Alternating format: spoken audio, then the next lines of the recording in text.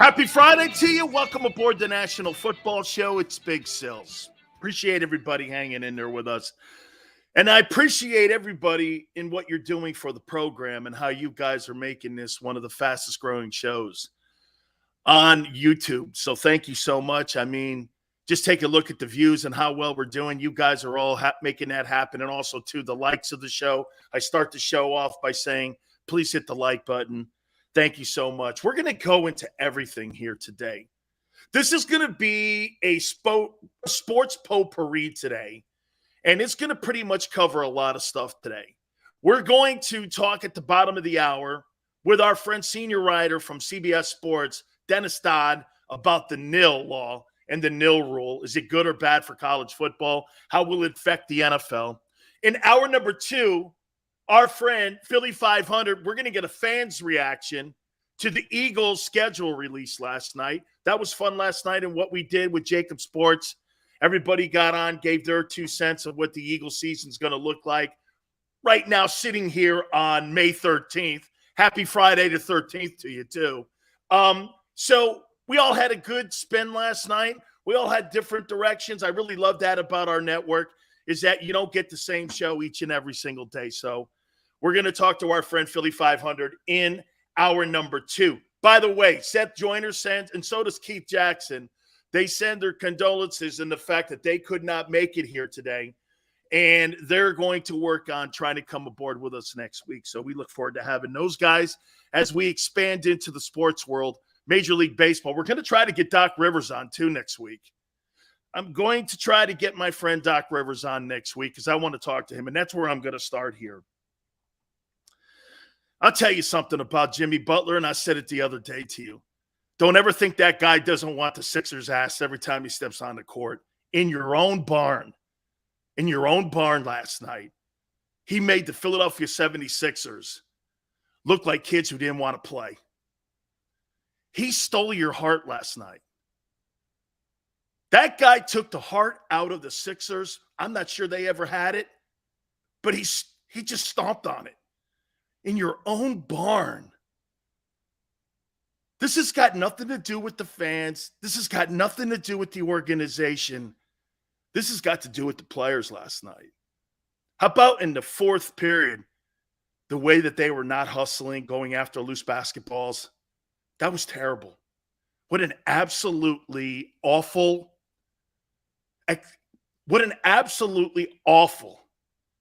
exhibition of basketball the Sixers put on last night. Effort. Will. Fight for it. Heard Doc saying that. That was terrible. Okay? You got Jimmy Butler going into the locker room at the end of the game talking about Tobias Harris. You kept that dude over me? That was classic and awesome and in your face. Dude, don't tell me that guy doesn't have an ass for the Sixer organization. Do not tell me he does not. And by the way, I'm going to start here with this one too. It's easy to sit here and bang on Doc Rivers or sit here and bang on everybody, but I'm going to talk about 2 people here. First, I'm going to talk about Joel Embiid sitting at the podium talking about his basketball team and how soft they were and how we got to get tougher. James Harden's not good. Hey, I get the fact he had a cracked face, injured hand. I get all that. But do you really think that's the place to throw your teammates under a bus? Dude, if I'm going to throw somebody under a bus, I'm going to do it in the locker room, and I'm going to face-to-face you on it. And I'm not saying he didn't do that, but that's stuff that should be kept in a locker room. Throwing your teammates under the bus like that. You okay with that? I wasn't. That's not how a MVP candidate acts, in my opinion. You don't start shitting on the guys that you go out and do battle with, even if they do put a shitty effort up like that. I disagree with that. If I got a problem with my teammate and I got a problem with my boys, I'm going to go in there and say, this is what's going to be kept in the locker room. Whatever happened to that code? What's said in the locker room stays in the locker room. Now the locker room is like Twitter, press conferences. Today's NBA, today's athlete. They sit in front of a podium because you know what it does? It deflects. It comes off like it deflects. It looks like it deflects. Hey, I was hurt. I hurt my hand. I had an MVP season. Guess what? It was them. They suck. You sound like LeBron. You know, I kill LeBron for that. When you're going to go after your teammates, do it in private, dude. That's what leadership does. You want to shit on someone? Shit on them in private. You're soft. And by the way, how about Embiid screaming at his guys on the bench when they need it the most and when it was going on? Don't do it after the fact. Yeah, we're soft. We're not good. We need to be tougher. Great, guys. This just in. Really? I was disappointed with that. By the way, could it be a moment? Sure. But do you really think that you're going to shit on your teammates? Would you shit on your teammate in public? Or would you rather do it behind the scenes and keep it in the locker room with your boys? The media doesn't have to know this. You don't owe them anything. You owe your teammates your criticism, not the media. You don't owe anybody in Philadelphia sports media those comments. Dude, that's a crappy code, man.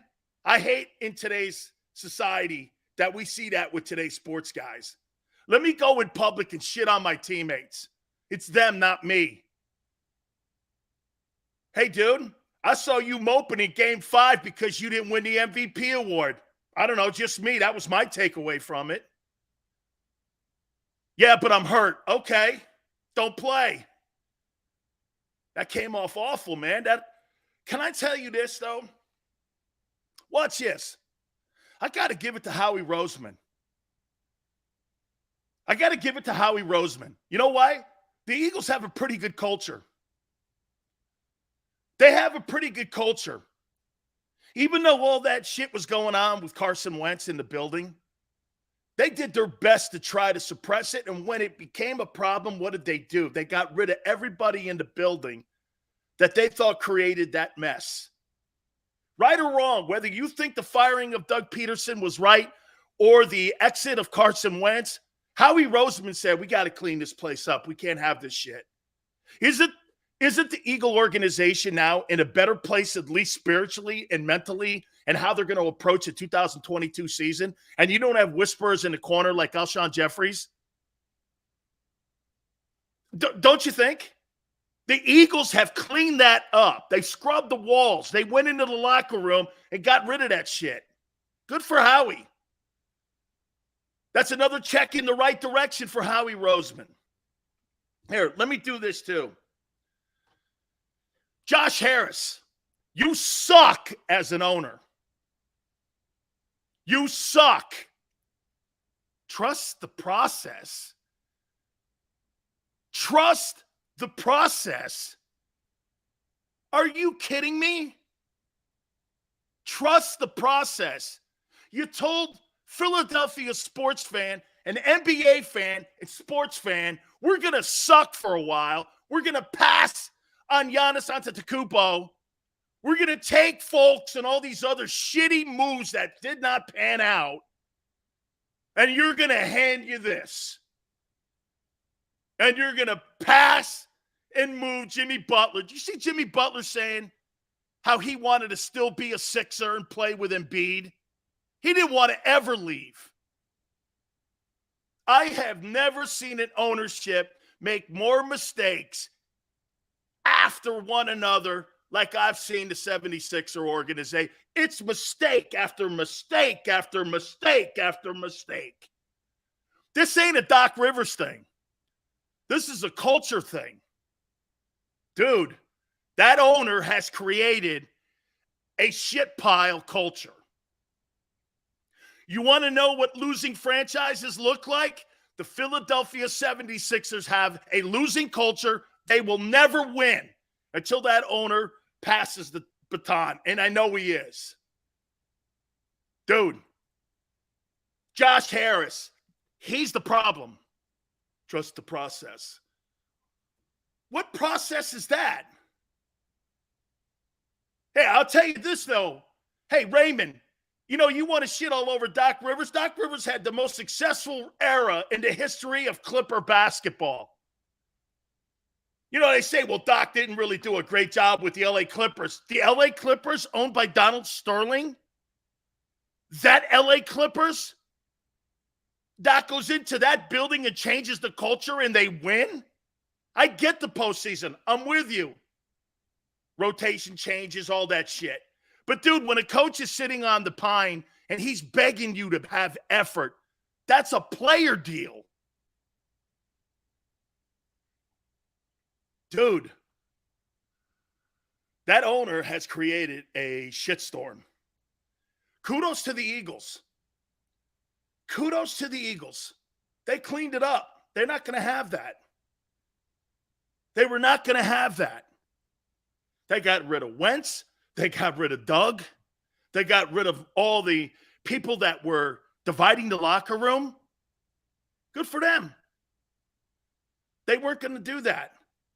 And right now you have a cohesive locker. And get this, you got guys pulling for one another. I highly doubt you're ever going to see this coming out of the Eagles organization. Jason Kelce going like this. Yeah, man, Jalen Hurts sucked in that Cowboy game. He's got to play better. You know what, man? He wasn't very tough in that game, and we weren't very tough on defense. We just got to play better. We got shit kicked in, and quite frankly, played well, but everybody else really shit the bed. I doubt you're going to hear that. I totally doubt that. I totally doubt that. To me, man, that was more than just losing Game 6 and getting knocked out of the playoffs last night. That was watching an organization unravel. Right in front of your eyes. They didn't even fight for it. They didn't even fight for it. They didn't care. They didn't even fight for it. Man.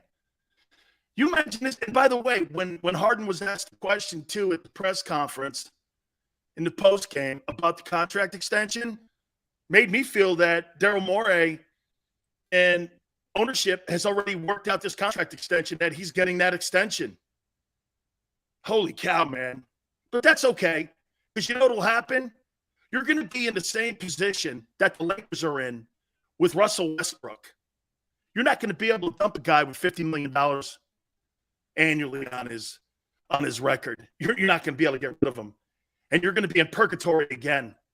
The Sixers are not going to be a champion. They'll never win a championship with Joel Embiid in the situation that they're in right now. Never. And it wouldn't shock me one day if Embiid decides to roll out of Philly, because he's just got a terrible organization. I mean, okay? Just without a doubt.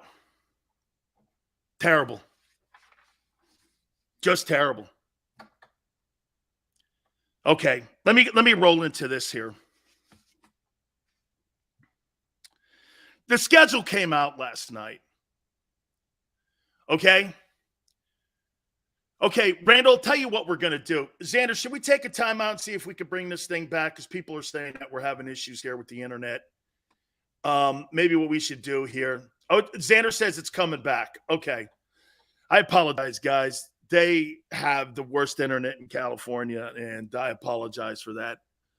And, yeah, so hopefully this thing all comes back here. And I appreciate everybody being patient with me. Believe us, it aggravates all of us. So hopefully this ends up coming back here for us. So the schedule was released last night. And I'm going to throw this topic at you here.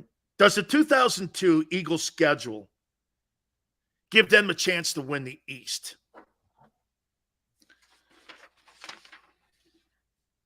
I looked at the schedule, and I'll tell you something. I'm very optimistic about the Philadelphia Eagles' opportunities in 2022 to have a really good season.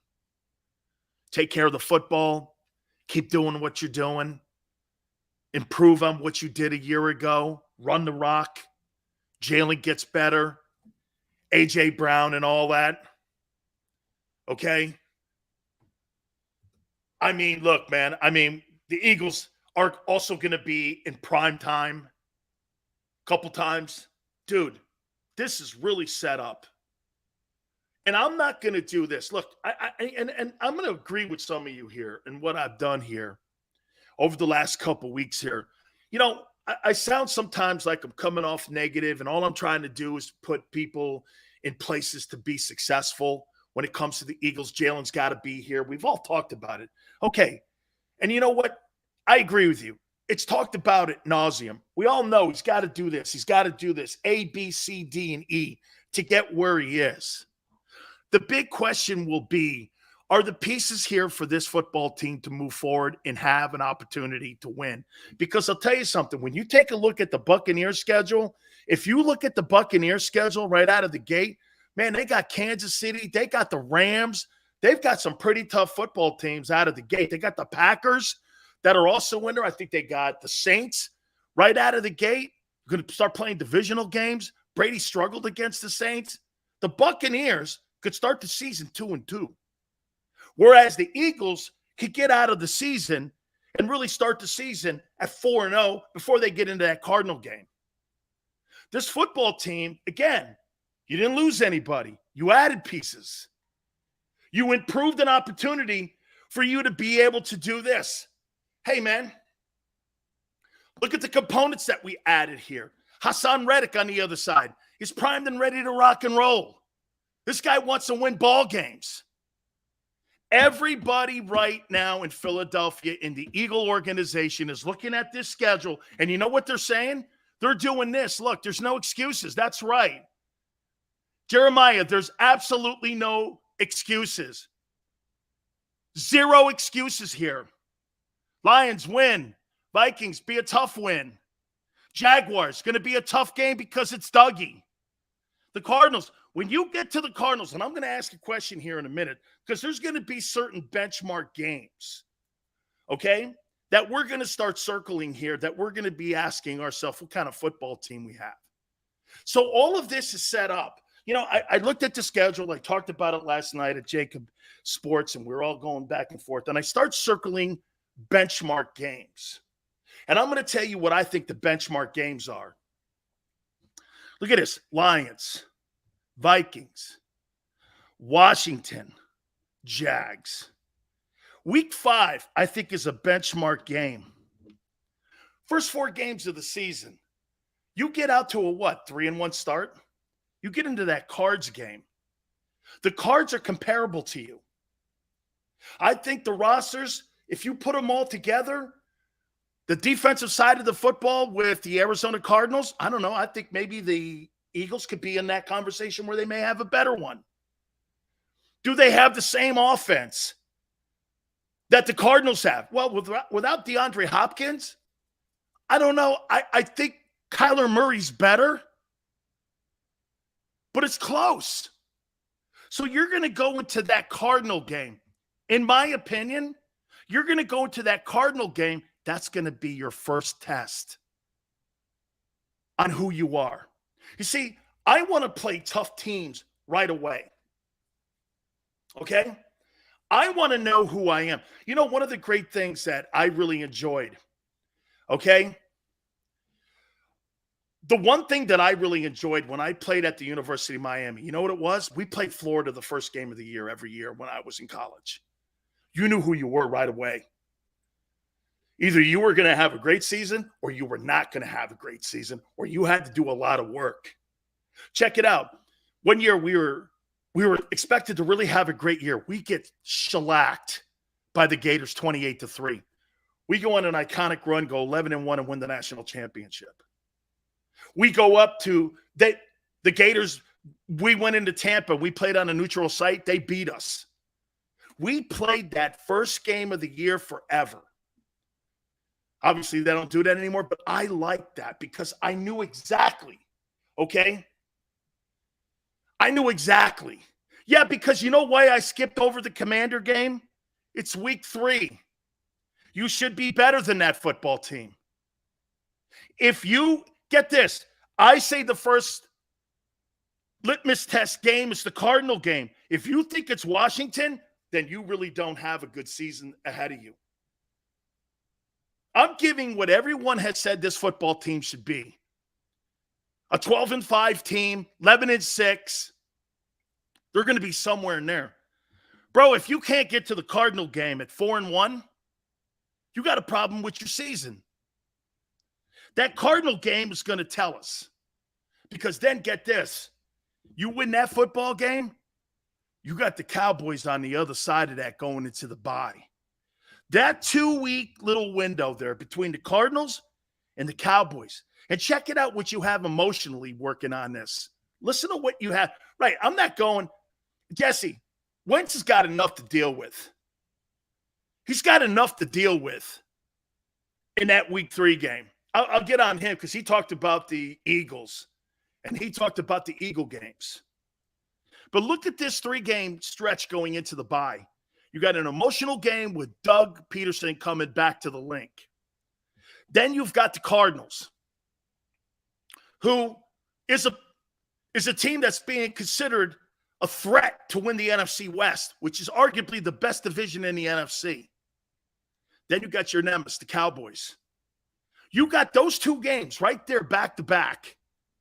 Remember what I told you. If you can't, what do you think you are going into that Cowboy game? What do you think you are going into that Cowboy game? 5-1? 1, 2, 3, 4. You're 5-1 going into the.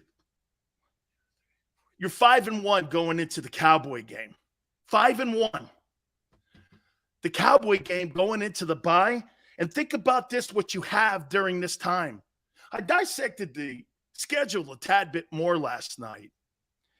Because look at this. From week 6 all the way until week 9, you're at home with a bye. You got Cowboys home, bye, Steelers home coming out of the bye.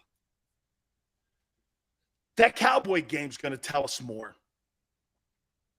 You're either going to be 6-1 or 5-2, heading into a bye, coming out with an outmanned Steeler team. You potentially are going to go 7-2 there. 8-1.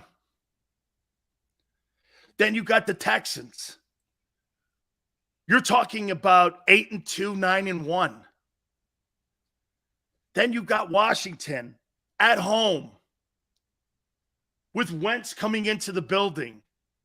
You may have a 1-loss or 2-loss Eagle team when Carson Wentz rolls in to Lincoln Financial. This is shaping up to tell us all we need to know. By week 10, your football team's 8-2, 9-1. You're starting to sit there and people are starting to take notice of you right here. Because then you've got the Colts on the other side of that. Then you've got that 3-man, that 3-team death row there where you've got Colts, Packers, and Titans. There's your toughest stretch of your season right there. Actually, if you want, you could throw Washington into that because it's a divisional game. Here's your 4-game stretch. Your season going into the toughest part of your season, okay, is Washington, Colts, Packers, Titans. These 4 games here, okay? These 4 games, you could be rolling in there at 8-2 as you roll into this. Then you got Giants, Bears, and then you got the Cowboys in week 16. There's a couple benchmark games here. We're going to know how good this football team is. We're going to know how good Jalen Hurts is when you get to week 10. Week 10 will tell us everything because as you get ready for week 10, it's Washington, the Colts, the Packers, and the Titans. Your season is right there. And get this. What's great about that stretch, 3 of the 4 games are at home. What a schedule. 3 of your toughest 4 games that you play in your schedule are at home. Okay? Everyone knows everyone plays better when they are at home. Then you finish it up, Giants, Bears, Cowboys, Saints, and then the Giants. I'm not expecting anybody but the Cowboys. And the outlier is this Saints game. I don't know how well Jameis Winston's going to play. There's no Sean Payton there. Okay?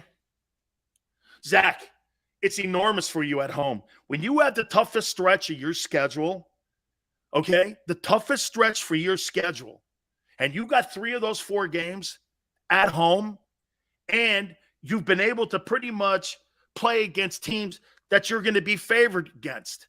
Here, look, watch this. Lions, you're favored. Vikings at home, you're probably going to be favored by 1 or 2 points, I would think.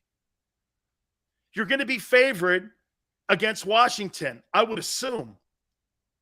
You're going to be favored against the Jags. You're probably not going to be favored against the Cardinals, and you're probably not going to be favored against the Cowboys, depending on how that, again, those 2 games going into the bye.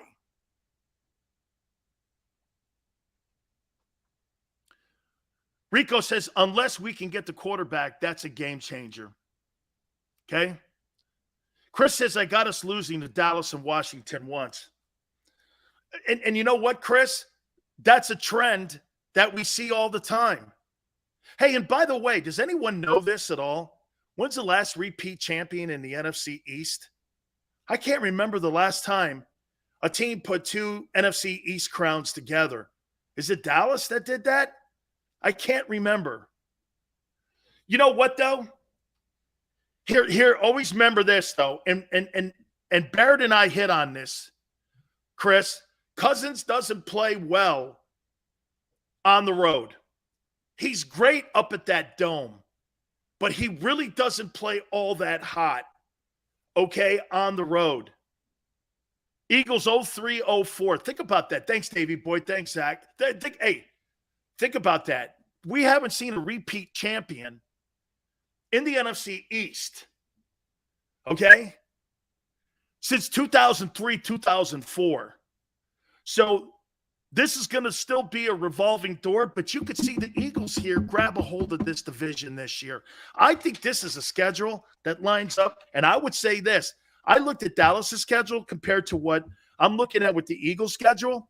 With all the moves you made and all the moves that they didn't make, I don't know how you go into this season unless you're just blinded by the Cowboy star. You sit there and go like this. How do you not go like this? Well, the Cowboys have come down to the Eagles. They may not be better, the Eagles, but you could flip a coin on this game now. And hypothetically, say you split. You're still talking about an 11-6 season, an 11-win season. If you split with Dallas, if you happen to sweep the Cowboys, then you're talking about a 12-5 team. This is pretty good, guys. Okay? This schedule here, and again, I would have liked to have played the Packers sooner. I don't want Aaron Rodgers getting comfortable with his new wide receiving core, and by the time he gets down to week 12, they're pretty much going to have worked out a lot of things, and that offense will probably look a lot better. That's going to be a tough game. But remember, they lost people on the defensive side of the ball, and they also lost some guys in the O-line. That Packer team's kind of walked back a bit. Plus, you got Rodgers floating around whether or not he's going to play or not. I mean, all that other stuff playing into it. Sensational talent. That Packer game, I'm not sure what kind of Packer team's going to come back. So everything, in my opinion, is totally setting up here for the Eagles this year to really have a great season. I was really encouraged after you look at it, where they could be in these benchmark games.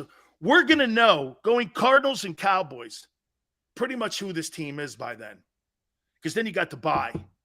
Then you got the Steeler team with no quarterback coming out of that. Hey, Mitchell Trubisky, great. Okay. Mitchell Trubisky beats Jalen Hurts. Then guess what? There's bigger problems on the Eagles than just talking about whether or not they're going to make the postseason. Eric O'Seals, do you honestly think this Eagle team can win 11 or 12 games? With this schedule, I do. With this schedule, I do. Okay? With this schedule, I do. No, smile. No. I think they're going to have a good season now. Hey, look, we've talked about all the things that Jalen Hurts needs to work on. Okay? We've talked about it. And we've talked about it enough. Let's go to work now. They've got the schedule. They've got the roster. Okay, we could sit around and bang on what Jalen has to do, how many yards he has to throw for, who gets involved in all that stuff. Great. We all know that now. I've laid it out for you. Now it's time to go to work. All right. I'm going to switch gears here a little bit. By the way, we're going to get a fan's perspective. My boy Philly 500 will be with us in hour number 2 at 4:30 Eastern time. This new nil rule is creating havoc and wreaking havoc in the college football seasons. And I think it's going to come up here big time here this coming season. And I think you're going to start to see a bigger separation of what's going to happen in college sports. It's funny. Howie Roseman was talking the other day about wanting to get more Alabama guys. Well, when you have programs like Alabama, LSU, Notre Dame, I doubt Notre Dame goes down that line of paying kids in the nil rules. It's going to be interesting to see how Notre Dame handles that. It's going to be interesting to see what kind of guardrails some of these schools are going to try to put when it comes to these kids. And I would also say this to you. Is the NCAA really going to put guardrails in where they have no jurisdiction in this? The United States Supreme Court, even Justice Roberts said that the NCAA has no right whatsoever in a million years to step in here and tell a kid name, image, and likeness on what he or she can't make off their name. But yet the NCAA wants to be involved in this to try to put some type of guardrails or try to put some type of barometers in here for them to be able to have to follow. All that being said, will the schools comply? It's one thing to tell people publicly, this is what we want to do. It's another thing behind the scenes when boosters and people in the community are going to start paying some of these kids to come and play at Alabama. I think what's going to happen here is there's going to be a separate division eventually. What this new nil rule has done, you're going to see the haves and the have-nots. Let's just say this. Okay? Let's just say this. A school like Temple, we talked about this yesterday. A school like Temple has absolutely no chance in hell at winning a national championship. This new nil rule is going to create a separate division, I think. It's almost going to be like the Premier League. You know how the Premier League, if you have to have a certain amount of wins, or get this, you get knocked down in a lower division. And I think college football, because right now the Southeastern Conference is the Premier League of college sports. They are the Premier League. They have the money, the exposure. Look at how much money they pay assistant coaches. You want to know why all the great players are going to Alabama? Because they're getting coached by the greatest assistant coaches in the country. Jeff Stoutland, the offensive line coach for the Eagles, was hired from Nick Saban's collection of coaches. Mario Cristobal was hired from Oregon from Alabama. He was the O-line coach. Carl Dunbar is the defensive line coach with the Steelers. He was the D-line coach at Alabama. And I think you're going to start to create different divisions here. And a friend of mine who I love, and I just love reading him, he is Dennis Dodd from CBS Sports, covers college football. And Dennis, thanks so much for doing this. Dennis, this nil rule, good or bad for college sports? I think it's long overdue, but that's a discussion way beyond me, because we've gone so far since July 1st of last year when it came in that it's my stuff happened today. My head is still spinning. Less than a week from the NCAA putting its foot down and saying it's going to enforce its rules, basically, in regards to boosters. There are states out there right now, in their state laws, NIL, allowing booster interaction. And the last time I checked, state law trumps NCAA rules. So it's here to stay. How about this, Dennis? It's one thing for the NCAA to throw out guardrails and give barometers and parameters on how you can work inside these. It's another thing for the colleges to sit there and enforce these. I mean, basically what I'm saying to you is, yeah, great, I'll say it publicly, but behind the scenes, I'm going to do everything I can to use this nil rule to recruit. Do you think these schools will comply with what the NCAA is trying to put down? Well, that's a multi-layered question. The schools themselves a lot of them are reaching out for direction. The compliance offices, they don't know what's wrong and what's right. There's another element to this that has nothing to do with the schools, and you know that. The boosters, the third parties, the collectives who have an incredible influence over the whole thing, and they're just trying to, match their agenda, whatever that is. At Texas, there's a collective that is ready to launch because Texas wasn't very good in the offensive line last year. Every offensive lineman through this collective is going to get $50,000 at Texas. And I mean anybody who suits up, who puts a jock on in the offensive line. I think it's still supposed to launch August 50 1st. grand. Oh, yeah. That raised flags with me because it was position specific. We're not talking about trying to get the best players. We're talking about trying to affect the whole position group. And whether it works or not, we'll see. I mean, my answer to this whole thing is in 2 or 3 years, we won't even be talking about it because the market will set itself, just like it does with coaching salaries, just like it does with grocery store baggers' salaries. The money will not be as big as it is. The people that are involved will not be throwing the money around because they won't get their return on investment. Not all of these guys are going to pan out. I feel confident saying that. And so when they're just throwing money away, I think the market will reset itself.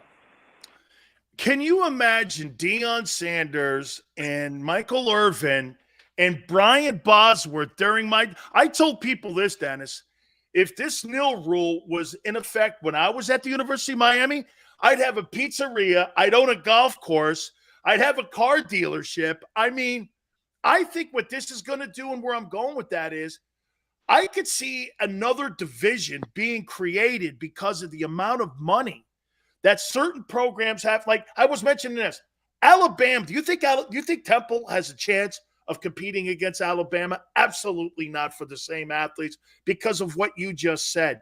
Could you see college sports going into a point where Miami's, USC's, the Texases, Oklahomas, where there's just like a premier league of college football because those teams truly have the chance to compete against one another where we know San Diego State doesn't?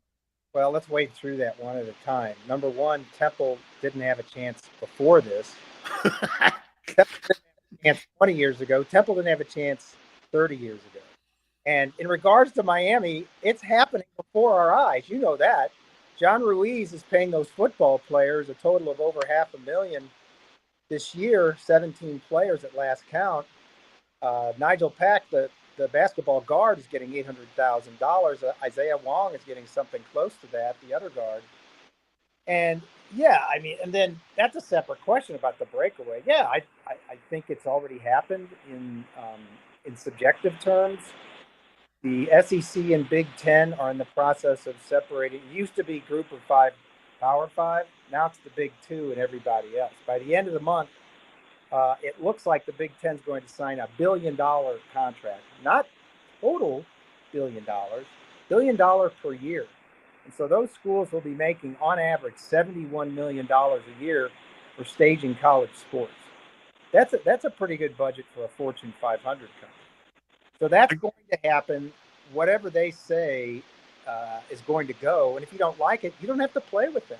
So in regards to your last question, yeah, it looks like it's going to be, 30, 50, 80 schools who have that mentality that want to play that way. How about this, Dennis? You're going to like this. So John Ruiz reached out to me, and he's reached out to a couple of the media guys, right? And he goes, how'd you like to help me recruit? And I go, what does that mean? He goes, you know what he's trying to do now? He's trying to get the media guys, because there's a lot of Miami media guys, to help do what kind of Colin Cowherd is doing on his show subtly, not so much what John's asking, to try to sit there and put propaganda.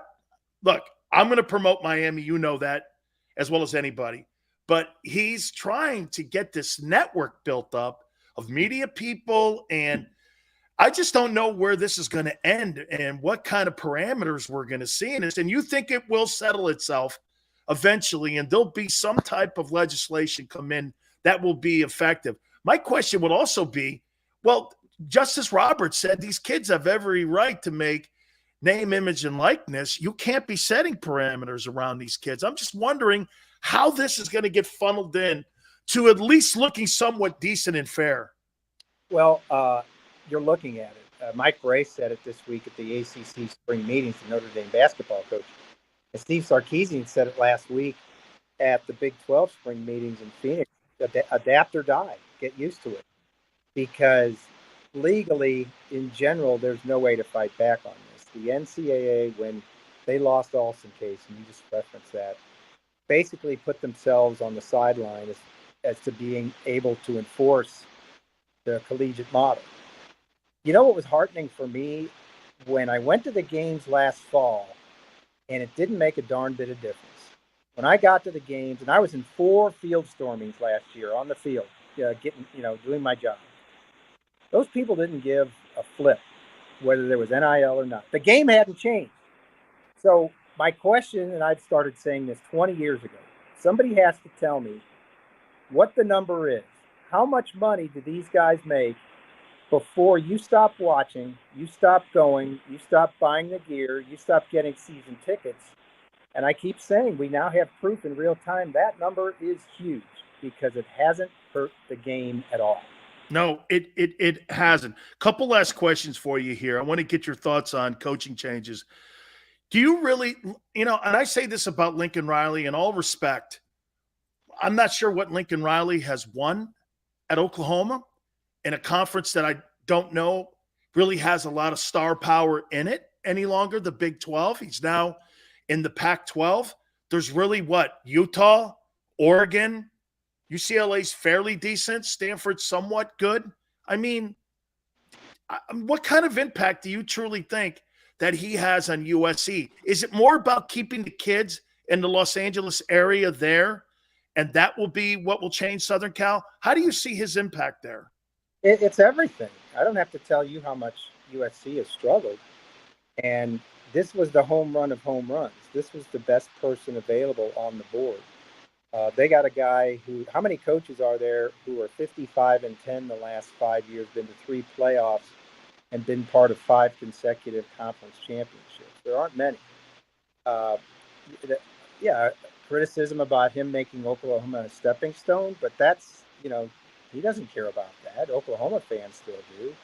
And I think they'll be fine with Brent Venables. But this is the home run, whether it works or not. But this gives them the best chance. There's a larger story here, and it's much larger, whether USC or Lincoln Riley admits it or not. The future of the Pac-12 as a major conference is riding on their backs. There are four new coaches in the Pac-12 this year, and it's not insignificant that Washington is there, Oregon is there, Washington State. But USC is the flagship. And right now with Lincoln Riley, they've got the best chance of going forward and saving the Pac-12.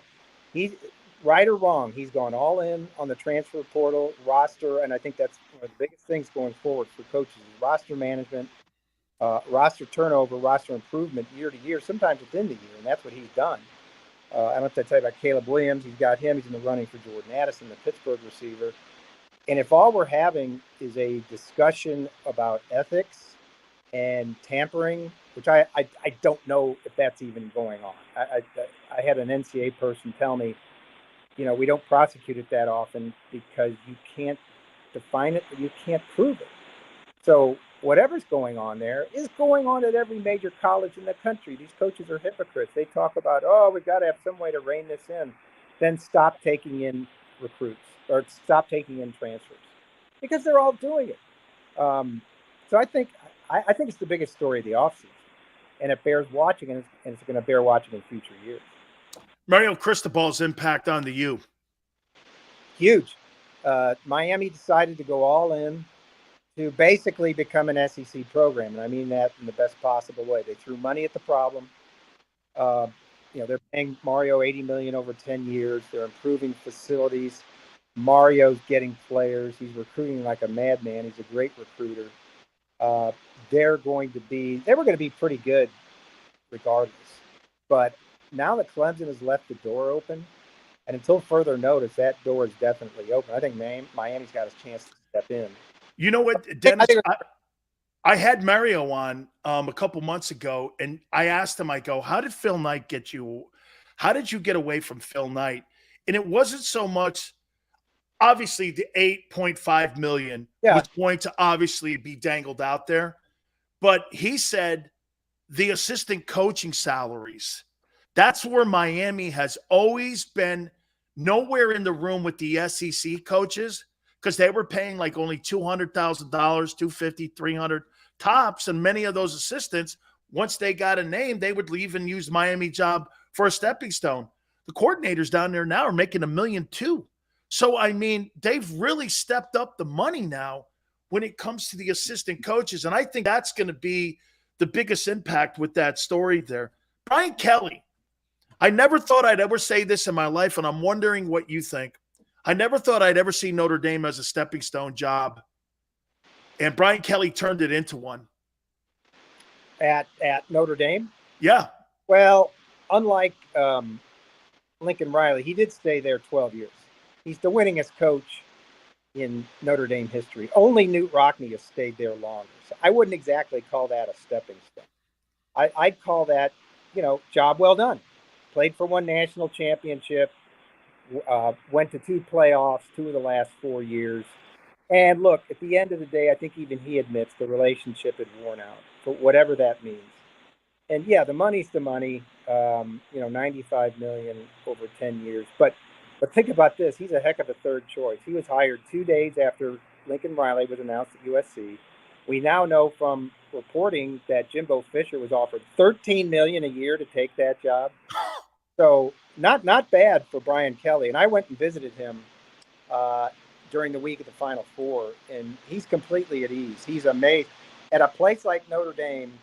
Even he's amazed at the resources they have at LSU, to the point that he started ripping Notre Dame. We don't have a training table, all that stuff. Be that as it may, 2 questions for me. Does he know what he's getting into? Because it's a different animal down there. You know that. Even different from the rest of the SEC. Forget about SEC culture. There's an LSU culture. And sooner or later, he's going to find out. Sort of like, I guess, Notre Dame. 10 wins isn't nearly enough at that place. It isn't. It's not. And they want it right now. So we'll see what form that takes. Finally here, Notre Dame, Georgia again. Or excuse me, Alabama, Georgia again. Yeah, I think those 2 will be in it. I think Ohio State will be a third. I'm really having a hard time picking a team that's still be good enough to be in there. At fourth, Oklahoma's favored to win the Big 12, but they've changed coaches. I don't, I think a lot of Baylor and Dave Aranda, but I don't think they're going to win the league. Clemson, no. I don't think Miami's quite ready. Notre Dame coming off a coaching change, again, with a first-time head coach who's 38 years old. I can't bring myself. So I think that the 3, to me, are wrapped up. Alabama, Georgia, and Ohio State. It's going to be really interesting to see who that 4th is.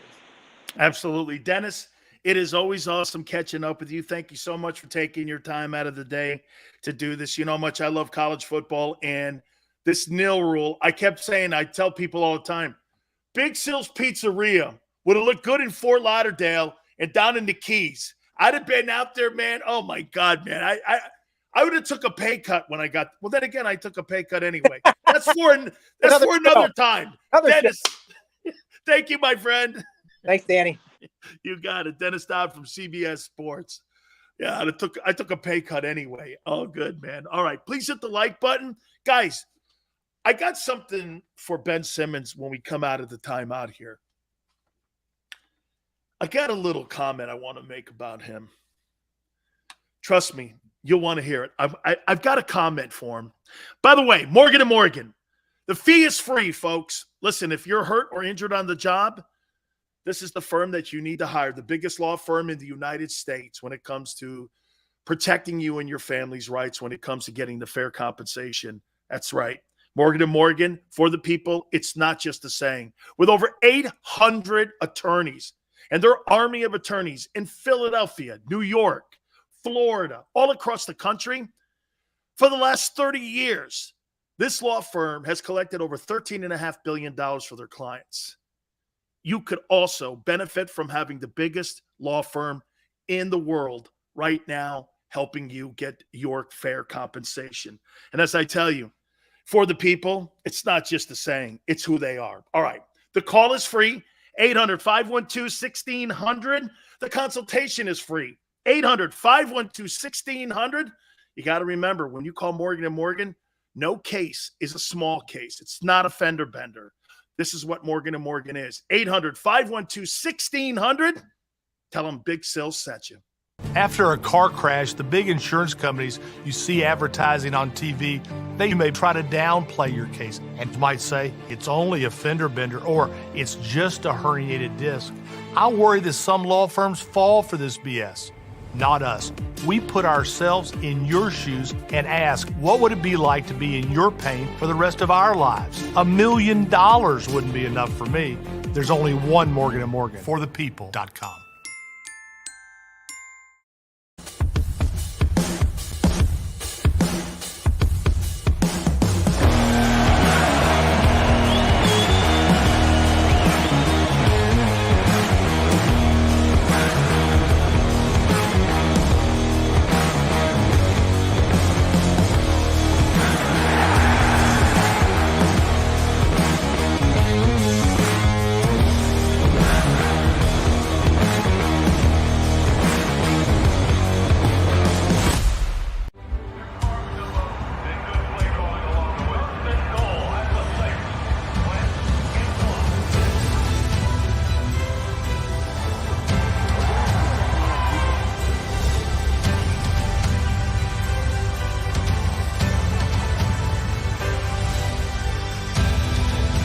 Field of life, First Trust Bank is there for you.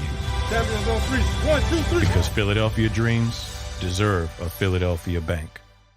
Do you stream on a Roku, Fire Stick, Android TV, or Apple TV? Now you can watch 6ABC 24/7 with the 6ABC Philadelphia streaming app. The big story on Action. Search 6ABC Philadelphia and start streaming today. In Philadelphia, we celebrated the miracle with pride only 5 years ago. And then the following morning, IBEW Local 98 members went back to work, building this city, rescuing our communities from decay, and inspiring the young men and women of the region to take pride in who we are. Like the Cats, Local 98 members believe in hope.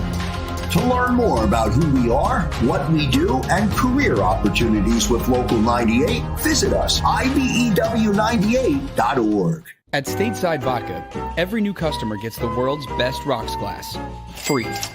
What's that? A rocks glass? You're telling me that bottle is cut in half? You could say that. Holy shit. The glass is for cocktails, right? It's for this, this, this, and that. Is the length of the glass equal to your... You betcha. But is it made out of... Glass? Okay, but is the rip... Smooth? Will you stop doing... That? I'm the professional here. And you're telling me I can get one of these glasses for free? That's right. One free rocks glass per customer with each first-time purchase of Stateside Vodka. All from the company that's highly awarded. 0 carbs, 0 sugar, and deliciously tasting vodka. So good, it just disappears.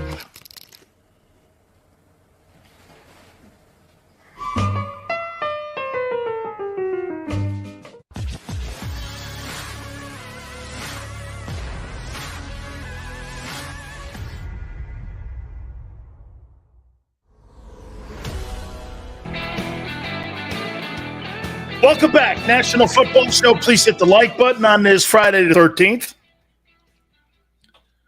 Appreciate that. By the way, fan response, Philly 500, 4:30 Eastern time. Eagle schedule dropped last night. We're going to hit on it with him, and we'll get his perspective on what he looks at it as.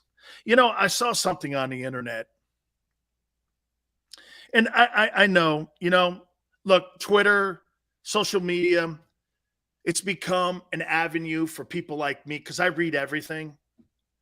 And when I saw Ben Simmons last night liking a rip that Skip Bayless had towards the 76ers and the criticism that Embiid and Doc and everybody had towards Harden and everything, and Ben Simmons is liking tweets. He's also with a picture of the Sixers getting bounced by the Heat. Can I say something to you here? You're not going to hear this anywhere else except here. So Ben Simmons has the balls to rip the 76er organization and their fans, who was very good to them. They were very good to them, and I mean Ben Simmons, his family, everyone. And for him to do that, I'm going to say this. You know, Ben, I'll tell you what, dude. Here's a personal note for you. So you're taking pot shots now at the Sixers and their fans and the organization, and then you turn around and you hide behind mental health.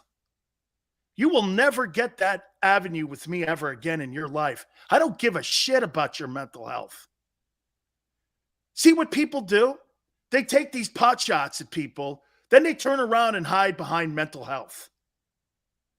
Well, yeah, I'm not feeling it. Sixers, you can kiss my ass. And oh, yeah, dude, sorry, dude. This guy hides behind mental health. Uses it as an excuse. I don't feel one bit of sorrow for this guy now. Before, I kind of gave him the pass because, if you have mental health, you kind of are going to go into your own situation and you're going to try to deal with things. And you're going to try to deal things personally or with people trying to help you. Taking shots at the 76ers and taking shots and using social media to take shots at people, okay? Then he hides behind mental health. You see, that's the beautiful thing about what we do here. You can't say that on the radio because your program director will go in there and go, there's people struggling with mental health. Well, yeah, that guy ain't it. People who struggle with mental health are working day to day, 24/7. Trust me when I tell you, on their own personal situation and not giving a shit about people around them. When you've got mental health issues, I'm not giving a shit about the 76ers and what they're doing, whether or not they get bounced or not by the Heat. I'm worrying about my own life and getting my life and picking up the pieces and moving forward. That's a guy that's focused on making a wrong a right in Brooklyn. That's right. No, everything's mental health today. But then you turn around and you shit on someone. And then, yes, get this. Because we're in such a woke society and a soft society today, people hide behind that. And then you know what? You get people, liberals and conservatives, that will kind of shy away from that. Ben Simmons is a loser. There's no other. We could sit here and bang on James Harden. At least James Harden showed up. I'm going to say the Sixers won the deal. At least the guy plays. Albeit it's not the same James Harden from Houston. At least the guy showed up. And not sitting at a bar or at his buddy's house or his girlfriend's house, shitting on the Sixers or shitting on the Rockets or whoever. Dude, wrong, man. That's okay. Hey, Jeremiah, prove it. That guy will never be a winner. Because he looks for people to make excuses on his own failures. The fastest way. You know what the best way? Hey, I won't lie to you. I've struggled with mental health issues. Depression's an issue at times. Okay, but you know what I do? I don't sit around blaming anybody. I look at my own shit in my life. Okay? My own stuff in my life, and I try to make it right. I try to do the best I can. And first and foremost, it's about taking care of me, not worrying about my former team or my former boss. My former bosses who have taken shits on me, I don't care. God bless them. Hope that's my new way of doing it. Hey, good luck to you, man. You feel you got to be that guy? That's on you now. That ain't on me. Because you have nothing to do with me. See, Ben Simmons should be saying this. Sixers have nothing to do with my life anymore. Zero. The only thing I know about Philadelphia now is I got to show up there once a year and play a game. Other than that, I don't care. Hiding behind mental health and pissing on the Sixers getting bounced. He was happy that Philly got bounced. You know, I'd be all right with that if the guy got traded and Philadelphia treated him like shit. They did everything in their power, man. Embiid actually had to deal with that guy quitting on him. Pretty crazy, man. That's right, William. Simmons doesn't want any accountability for himself. You know what, too? You know how you guys, I'll tell you one thing. You know one thing you guys have said about Jalen Hurts? Can I say this to you that we are all in agreement with? Jalen Hurts takes accountability for himself. That's how that kid was schooled, seems to me. His successes and his failures will be at his feet. Guys like Ben Simmons are people that put failures of their own on your doorstep. It's your fault. You did this. It's fear of failure. It's fear of failure. I've realized that after all the years of competing, doing sports talk, and being involved in media, people who do that and place blame at others, okay, they're afraid of failure.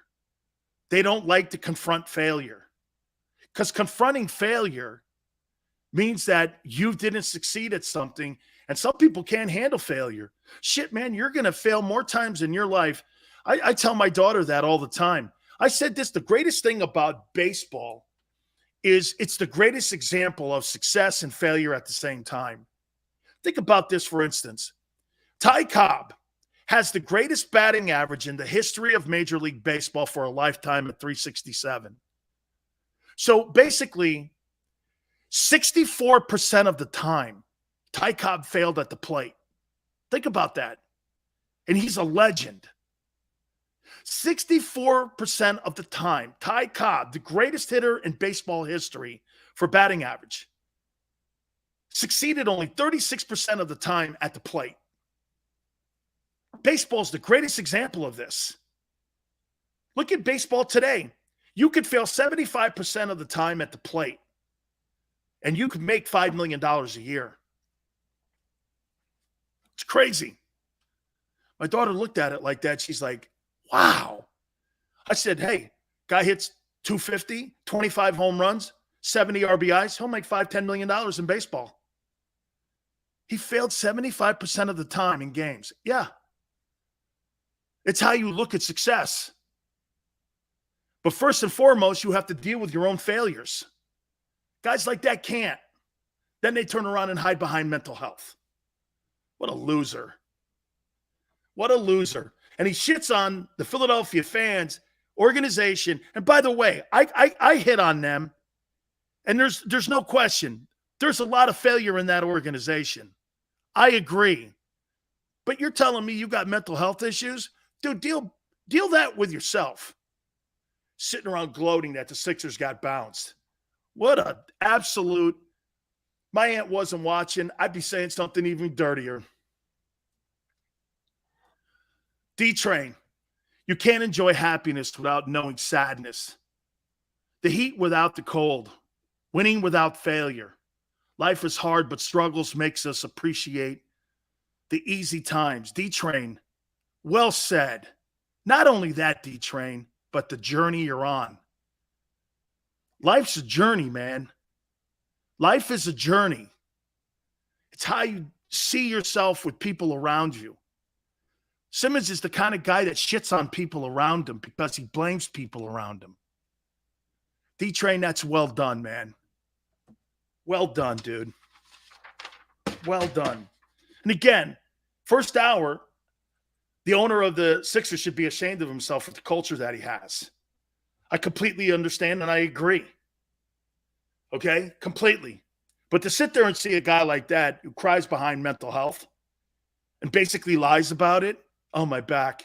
So wait a minute. Your own failures make your back hurt. That's a new one. Carson Wentz can't wait for the Eagle game. I want to hit on that. Hit the like button. My boy Philly 500, we're going to go over the schedule, get a fan's look at it. That's all in hour 2. Keep it here on the National Football Show.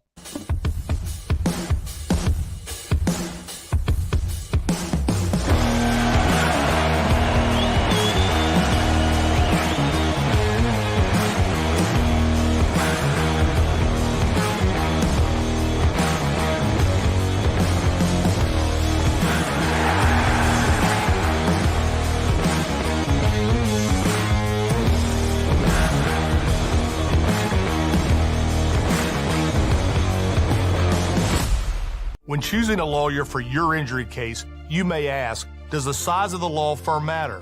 Well, of course it does. The insurance company, they're huge with unlimited resources. And whether your case is big or small, they're built to bully you out of the money you're owed.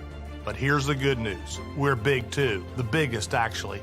And we're built to fight to make them pay for all that was taken from you. Size is our strength. There's only one Morgan & Morgan, forthepeople.com.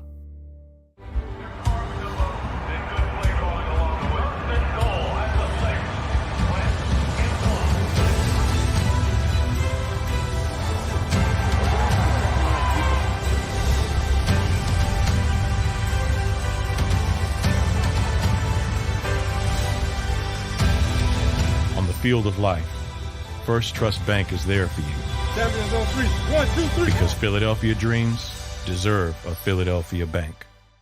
Do you stream on a Roku, Fire Stick, Android TV, or Apple TV? Now you can watch 6ABC 24/7 with the 6ABC Philadelphia streaming app. The big story on Action News. Search 6ABC Philadelphia and start streaming today. In Philadelphia, we celebrated the miracle with pride only 5 years ago. And then the following morning, IBEW Local 98 members went back to work, building this city, rescuing our communities from decay, and inspiring the young men and women of the region to take pride in who we are. Like the Cats, Local 98 members believe in hope.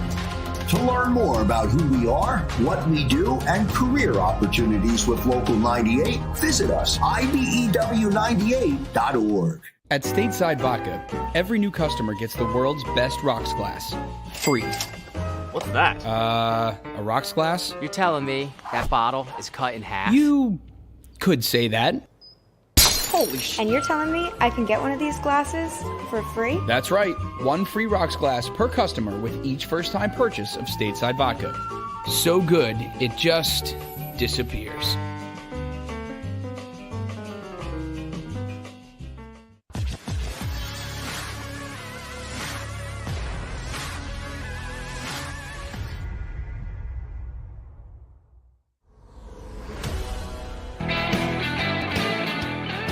Hour number 2, National Football Show. It's your boy Big Sills. Please hit the like button.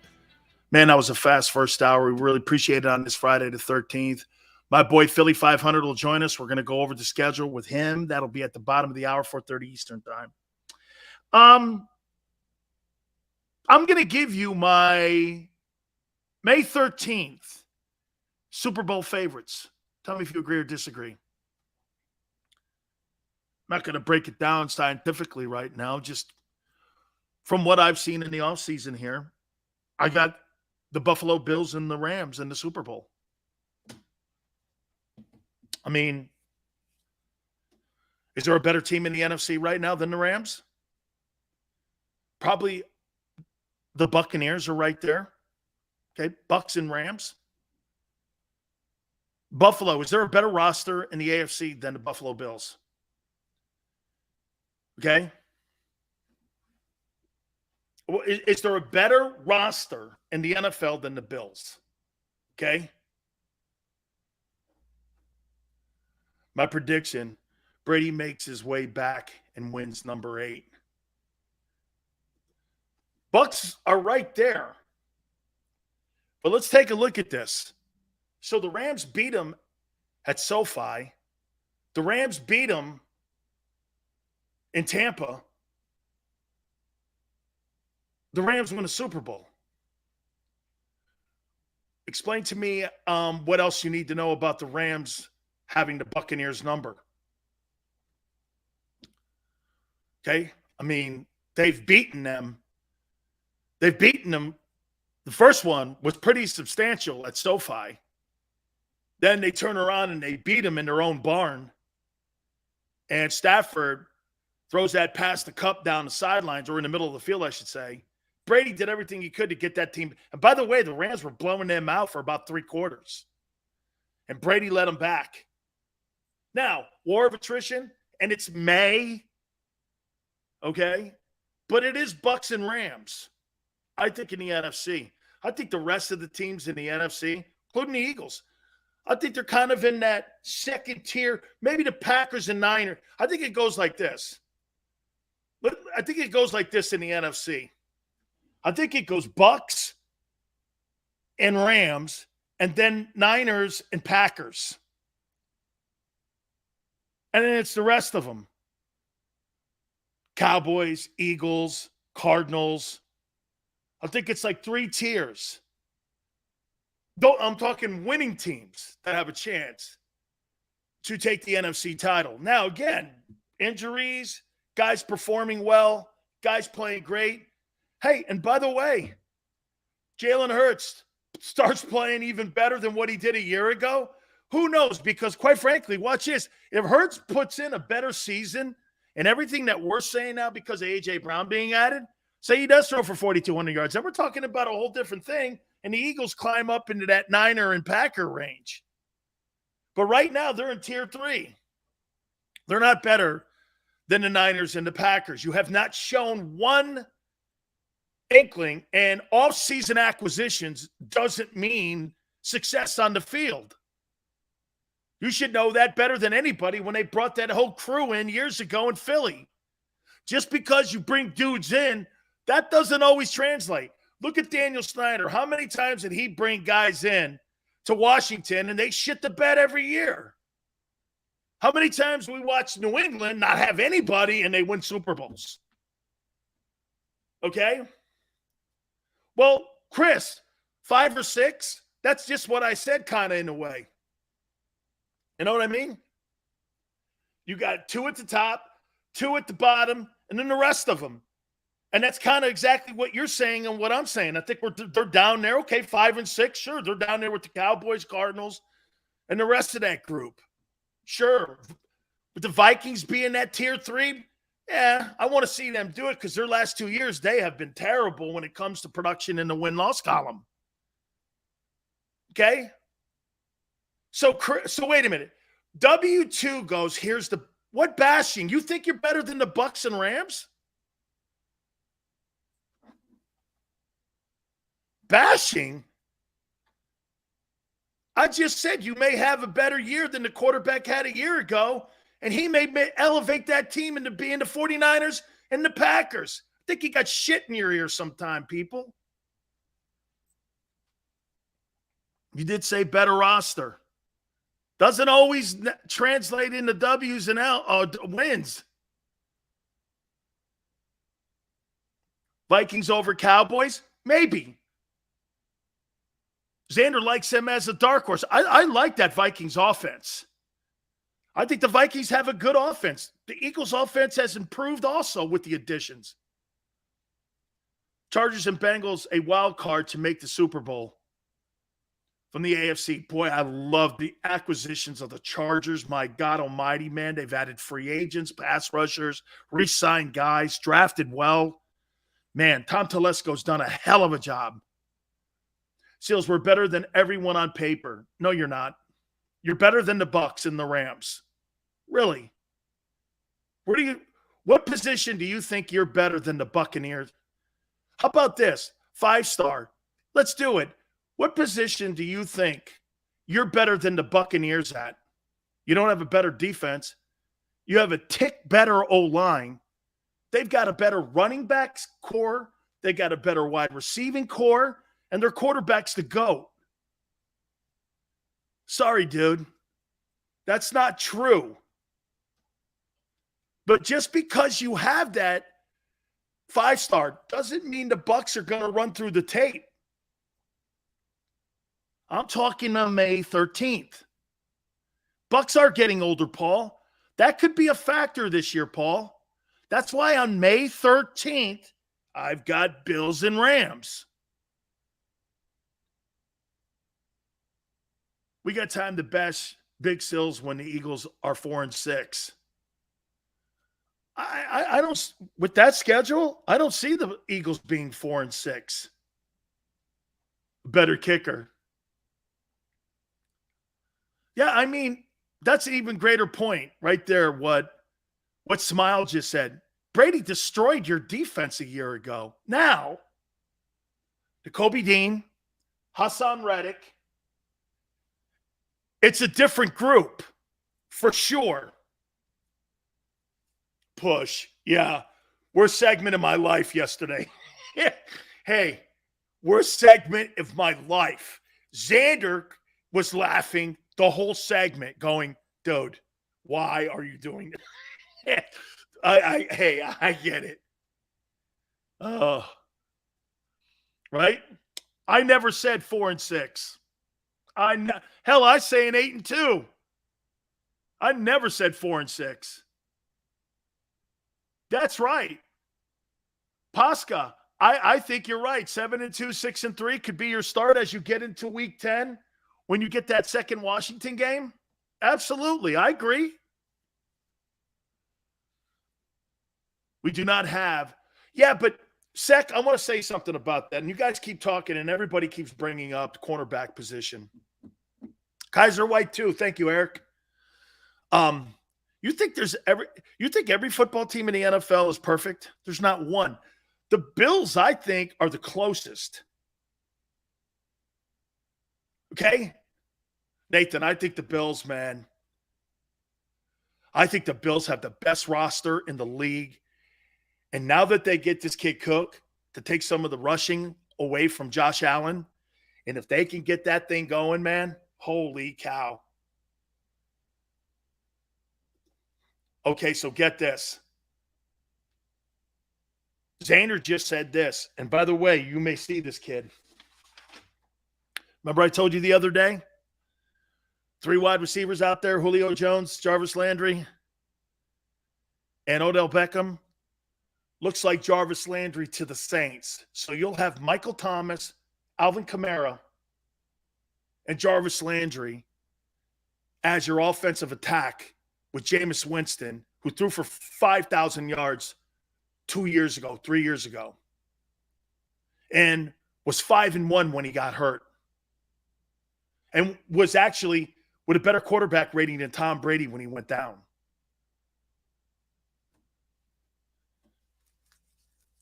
Smile. Is that where Olave went? He went to the Saints too? Xander, did Olave go to the Saints? I forgot that. Did he go to the Saints as well? You got Chris Olave, Jarvis Landry, Michael Thomas, Alvin Kamara, Jameis Winston. That Saints game just became interesting.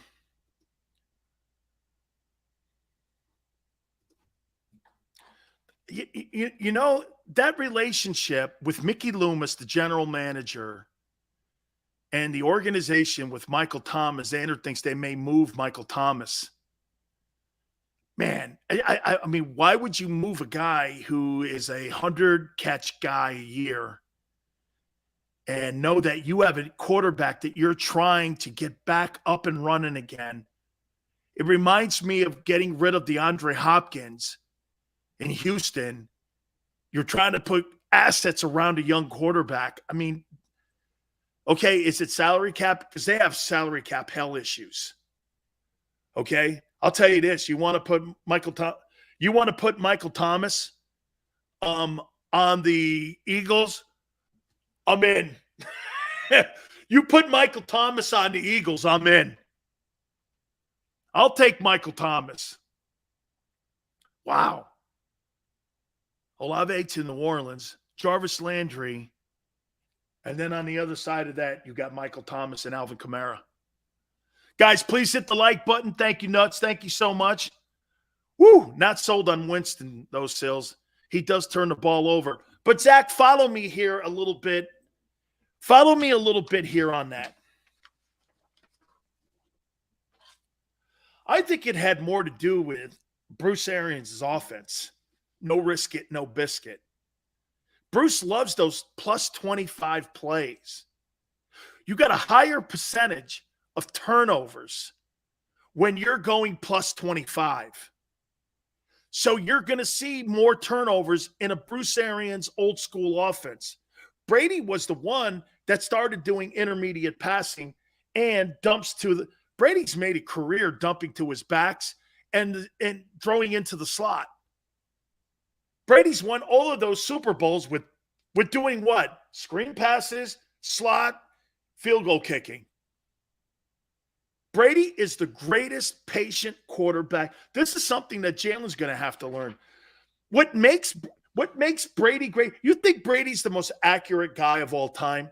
He's one of really a truly great group of guys who's accurate. You think Brady's got the greatest arm of all time? Not really. What's Brady's greatest asset as a quarterback? You know what it is? The strategy of the game. Brady has no more talent. He's not more talented than Aaron Rodgers. He's not more talented than Steve Young. He's not more talented than some of the great athletic guys that we've seen play the position. He's just not. But Brady and how he sees the game, situational play calling, I call it. This guy, when he comes to the line of scrimmage, Tom Brady knows exactly at all times where to throw the ball. His understanding, and by the way, what's also Brady's greatest friend? The punt. Didn't get it. Let's kick it. See, that was Wentz's biggest mistake. I got to make a play. Sack, fumble. Team picks the ball up, kicks a field goal, throws a touchdown. You're down 7.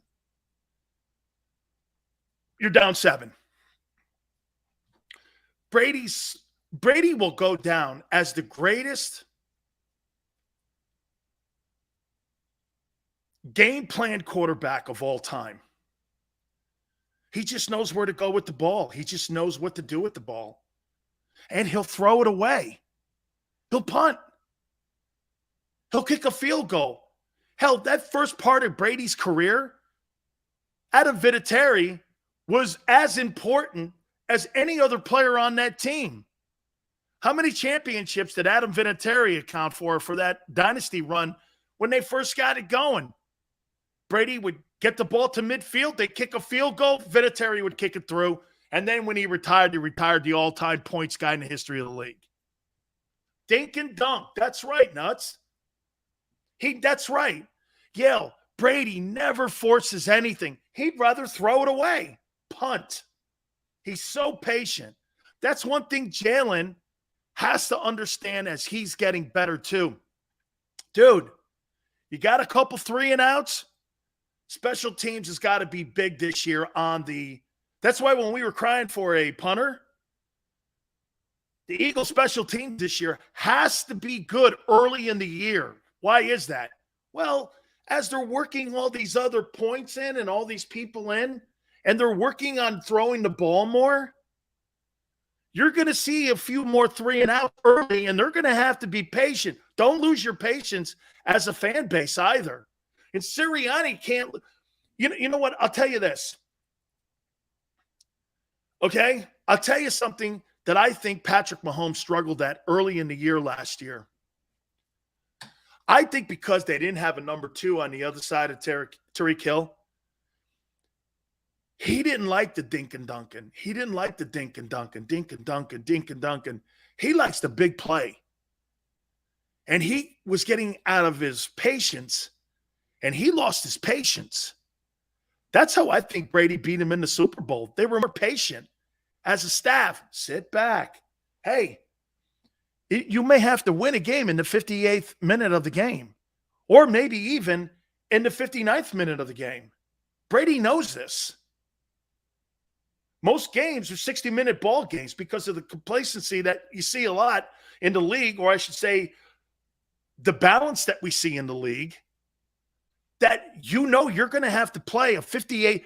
Dude, very seldom do you have a game where you've wrapped it up 45 minutes into the game. It's over. How many games do you see like that? You don't. You know you're going to play 55 minutes minimum. And most of these games are going to come down. You know what the point differential is for wins and losses in the NFL? 3 points. Why wouldn't you not think you had to be patient and play 58 minutes, 59 minutes of ball games for you to come out with the wins? The great teams figure out how to win in the end. William Ray Guy was a game changer. That's one of the reasons that the Raiders were so dynamic. Change field position on you. If you're down inside your own 10-yard line, Ray Guy kick a 65-yard punt and stick you down in a coffin corner punt, and you're down on your own 5. And you're like, how did this happen? There's nothing wrong with that. Nothing wrong with that. Zach, do you still think the Saints offense will be as good? Zach, it's a great comment because I don't know who the play caller is. I don't know who Dennis Allen is going to have as the play caller. Look, you can have this, Zach. You can have the same playbook. Doug Peterson with the playbook, Nick Sirianni with the playbook. You think there's going to be nuanced differences in how you approach a game? Hell, there's going to be nuances in how you approach third down or 3rd and 2, 3rd and 1. There's going to be all different types of ways on how you see a sequence of plays. You can have the same plays written down. These great offensive coordinators, Andy Reid's got a feel for the game. Andy Reid does not have a feel for personnel. He's got a feel for the game, the flow of the game. Some of these coordinators, I think Bruce Arians did too a little bit. I think he had a feel for it. Yeah, man, I wanted that kid from San Diego State too, D-Train. I think he would have been a great asset to especially what the Eagles are trying to do. Randall and Beck, I'm sorry I had to take care of my what? Hey, man, all good, man, on a Friday. Take care of business. Come on back, man. I love that. D-Train, you know what? I think if I had to say this, D-Train, about Andy Reid, I would say this. Man, his timeout management. I don't know about clock management, but his timeouts going into a half and going into an end of a game and how he uses that, like the 2 minutes into a half and 2 minutes at the end of the game. You know who sometimes he reminds me of? You guys remember a guy by the name of Mike Martz?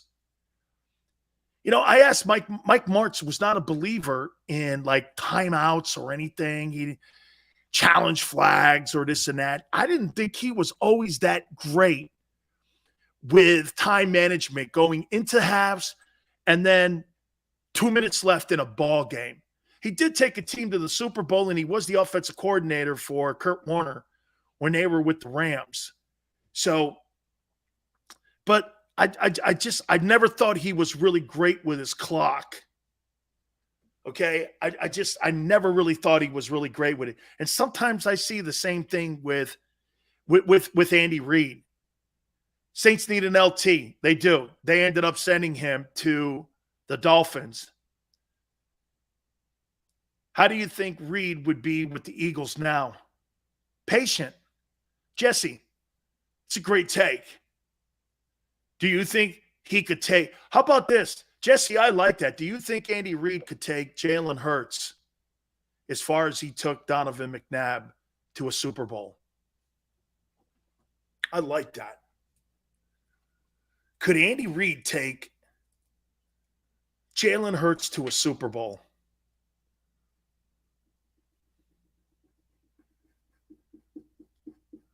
G Meta lives in Southern California. I know him well, actually. It says yes. You think Andy Reid could take that Eagle team they have right now to a Super Bowl?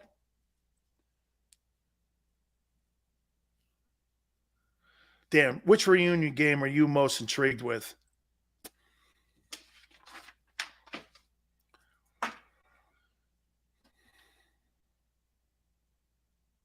Me, it's Washington. It's Washington. By the way, I got a hit on that with Carson Wentz. But it's Washington. I want to see what the Eagles had and what the Eagles have. See, that's the storyline in that game. It's what the Eagles had and what the Eagles have. These are two Philadelphia Eagle quarterbacks. Will always be considered that. And does Wentz roll? Hey, because remember something. I'll tell you, a revenge quarterback is like when Trent Dilfer went into Tampa Stadium and beat the Giants and won the Super Bowl with the Ravens. That was an in-your-face moment. Okay? Or Doug Williams winning a Super Bowl with the Washington Commanders in San Diego and beating Denver. And Culverhouse didn't want to pay him the money. Okay? Nuts, thank you, man. Hey, by the way, everybody has made it so that the like button, you guys have hit it. We've hit 100 almost every – I can't remember when we haven't. Thank you so much, man. I appreciate it. If we had Westbrook right now, it would help Hurts tremendously. So obviously then, Meta, you don't really believe in Miles Sanders, and that's why we talked yesterday a little bit about it. Miles Sanders, he's going into the final year of his contract. And Miles Sanders is probably not going to be renewed. And he's probably not going to have it. So he's probably not going to. All right. I've got to get my boys' perspective on this here now. Yo, 500 joins us now. Hey, by the way, before we get going, brother, I brought this up yesterday about Miles Sanders. He's going into the final year of his contract. Yeah. You think Howie re-signs him at 9.575? That right there, though, is the franchise tag. If you were to tag him. So that's kind of the market price for a top flight running back. How do you think they handle Miles Sanders as he goes through his final season? I think Miles is going to have a really good year, but I still think that they're going to let him walk. I do. I just can't see them paying that much for a running back. I think you can get a running back other places, you know. So my guess is that they let him walk, but we'll see. We'll see. I think he's going to have a shot at a really good year. And you know what? If he is healthy, I hate to do this, but I could see 1,100 yards out of that kid because of that offensive line, especially if Jalen's playing better. Yeah. I like Miles. Do you know he still averaged 5.5 yards a carry last year? Like, all the struggles and stuff, he still was averaging 5.5 yards a carry. So if this guy stays healthy, I think he could be a 1,200-yard running back. I really do. But he's always dinged up, you know? What'd you make of the schedule that you see for 2022? I love this schedule. I think it worked out great for the Eagles. I look at the schedule and I go, who do I know on this schedule definitely is going to beat the Eagles? Like, maybe you can say Green Bay, you want to argue. Maybe they have a hard time in Indianapolis, maybe Tennessee. But to me, I don't think it's impossible for this team to win between 11 and 13 games. Right? And I don't think I'm exaggerating. Like, I'm not being biased. I really think that the schedule is not that bad for them at all. How about this? Do we agree from week 10 to week 13, this is probably the most difficult part of the schedule here because it's Washington, Colts, Packers, and Titans. Those 4 games right there, we're pretty much going to know what kind of football team they are because, like you said, I could see them going into the Washington game. I could see them being 8-2, 7-1. I mean, they could go into that gauntlet of games. That's the hardest part of the schedule. Do you agree? Agree. 100%. I totally agree. Yeah, it definitely is. And even those teams, like they're playing Tennessee at home, like in December. I mean, I think they got a shot that game. I think they got a shot to go beat the Colts. Like, there's nobody. Like, last year you looked at it and you saw Tampa Bay loss. Kansas City, that's a loss. Like, you knew there were losses on that schedule. And on this schedule, if the Eagles play their best, I think they're in every game.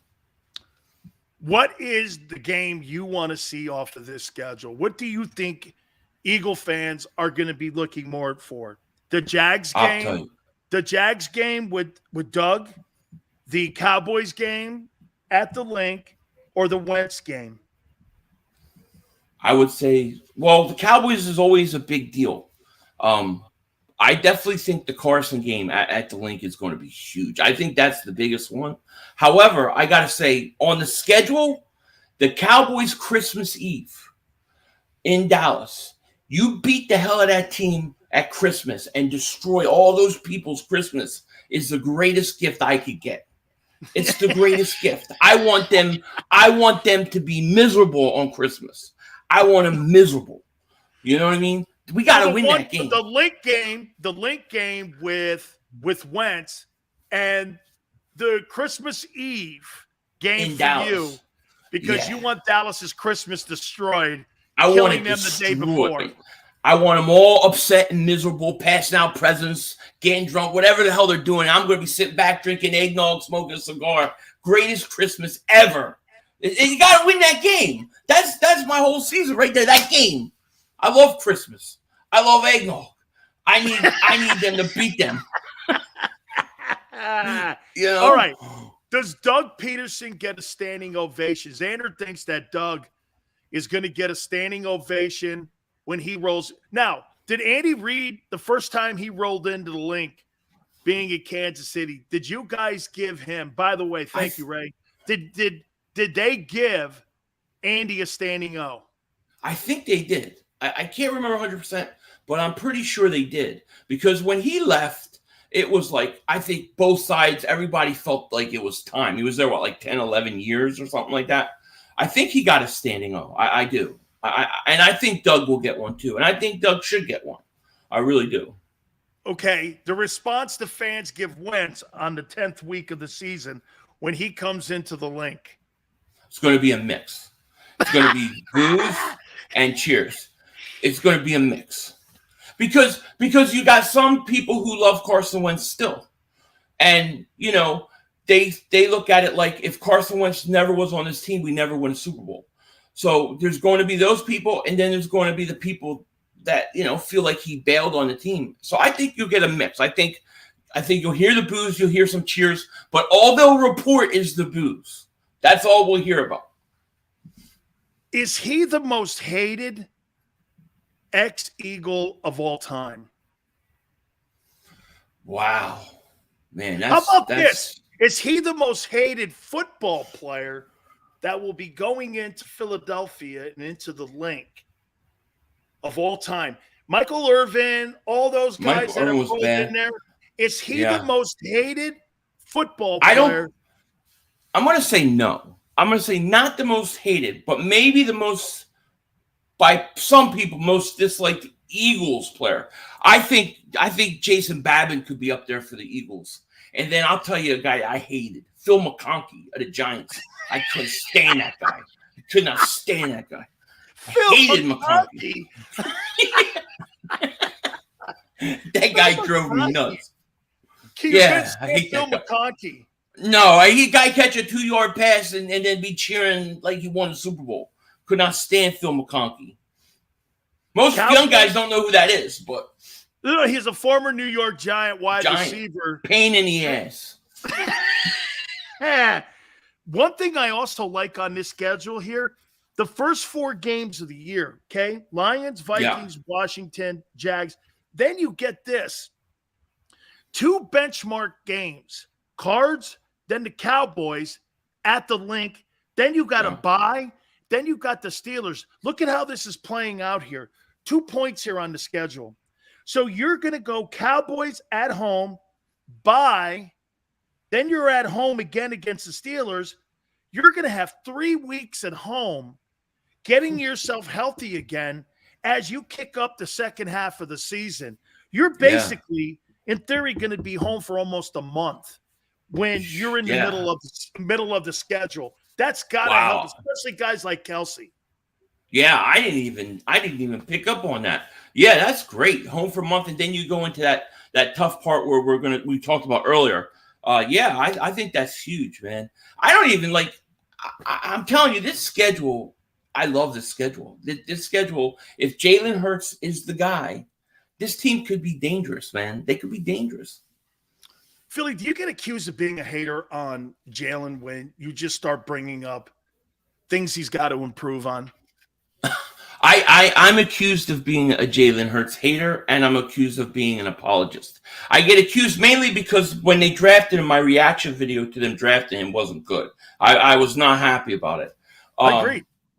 But yeah, I mean, I do get accused if I say stuff like, well, he's got to prove it with his arm and stuff like that. I'll get people say, well, Deshaun Watson doesn't have to prove it, or Russell Wilson doesn't have to prove it. It's like, yeah, but those guys already did it. They already established themselves. But I do, yeah, I get accused of it all the time. So, last question. Grade the schedule for you. Give me what you're looking at. You think between 11 and 13 games, and they win the NFC East. Yeah, I think between 11 and 13 wins. I think they come out. They got to start at least 2-0, in my opinion. But I think they win 11, 13 games. They win the division, and they win the first round of the playoffs. They win the first home game in the playoffs, and then from there, we'll see. It's all about Jalen Hurts at that point. But that's what I think that they do. Well, I think we may be smoking cigars this year because guess what? I think we should be doing. I think we light up a cigar every week they win, and we'll see how many cigars we smoke together here if they win. So during the season, when they win, we're going to light cigars on the air. Fair enough? I love it. Fair enough. I said let's do it. Going. We'll get it all going here. Hey, have a great weekend, Philly. I appreciate you too, my man. Thank you for having me on, man. Appreciate you. You bet, man. Philly 500 there. I never thought about that. Who is is Wentz the most hated football player to come to Philadelphia? Oh, Carson had some comments for you. I want to hit on that. Please hit the like button. Hey, I'm telling you, Carson Wentz, I'm trying to think of another. Michael Irvin, did you hate Michael Irvin more than Carson Wentz? Did you? Okay. All right. Hey, I'll ask you that question. We come back out of the timeout. Don't forget, my friends at Morgan & Morgan, where the fee is free. If you're hurt or injured on the job, picking that attorney is going to be one of the most important things that you can possibly do for your family, getting that fair compensation for the people. This is not a slogan, friends. This is who they are and what they do. Last 30 years, my friends at Morgan & Morgan have collected over $13 billion worth of compensation for their clients. The army of attorneys, over 800 strong, 800 strong, and offices in Philly, New York, Florida are there for you. They're the biggest casualty firm in the country protecting you. And this is what they do, and this is who they are. Look, the call's free, 800-512-1600. That's 800-512-1600. The consultation is free. They're there for you to get your family the fair compensation. 800-512-1600. And when you call Morgan & Morgan, do me a favor, tell them Big Sil sent you. When choosing a lawyer for your injury case, you may ask, does the size of the law firm matter? Well, of course it does. The insurance company, they're huge with unlimited resources. And whether your case is big or small, they're built to bully you out of the money you're owed. But here's the good news. We're big too, the biggest actually.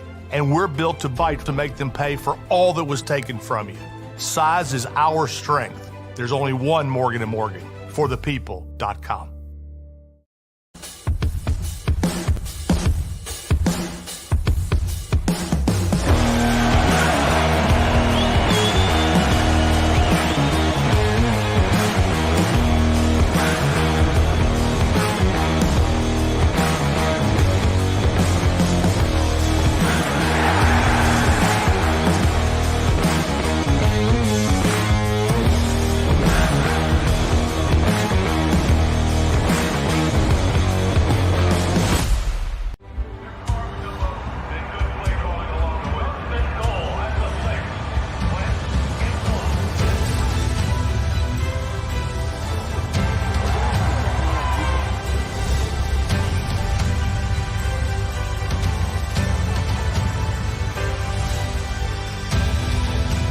field of life, First Trust Bank is there for you. Champions on three. 1, 2, 3. Because Philadelphia dreams deserve a Philadelphia bank. Do you stream on a Roku, Fire Stick, Android TV, or Apple TV? Now you can watch 6ABC 24/7 with the 6ABC Philadelphia streaming app. The big story on Action News. Search 6ABC Philadelphia and start streaming today. In Philadelphia, we celebrated the miracle with pride only 5 years ago. And then the following morning, IBEW Local 98 members went back to work, building this city, rescuing our communities from decay, and inspiring the young men and women of the region to take pride in who we are. Like the Cats, Local 98 members believe in hope. To learn more about who we are, what we do, and career opportunities with Local 98, visit us, IBEW98.org. At Stateside Vodka, every new customer gets the world's best rocks glass. Free. What's that? A rocks glass? You're telling me that bottle is cut in half? You could say that. Holy shit. Glasses for cocktails, right? It's for this, this, this, and that. Is the length of the glass equal to your... You betcha. But is it made out of... Glass? Okay, but is the rip... Smooth? Will you stop doing... That? I'm the professional here. And you're telling me I can get one of these glasses for free? That's right. 1 free rocks glass per customer with each first-time purchase of Stateside Vodka. All from the company that's highly awarded. 0 carbs, 0 sugar, and deliciously tasting vodka. So good, it just disappears.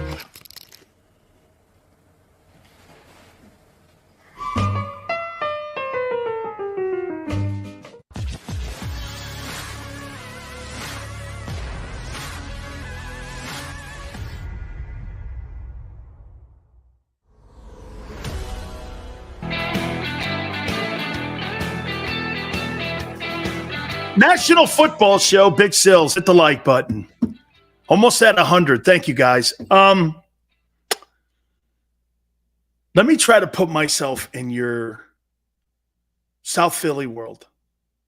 Who would I hate coming into my building? I would freaking hate seeing Eli Manning. I wanted to punch him in his mouth. Every time I saw Eli, man, I wanted to rip his head off.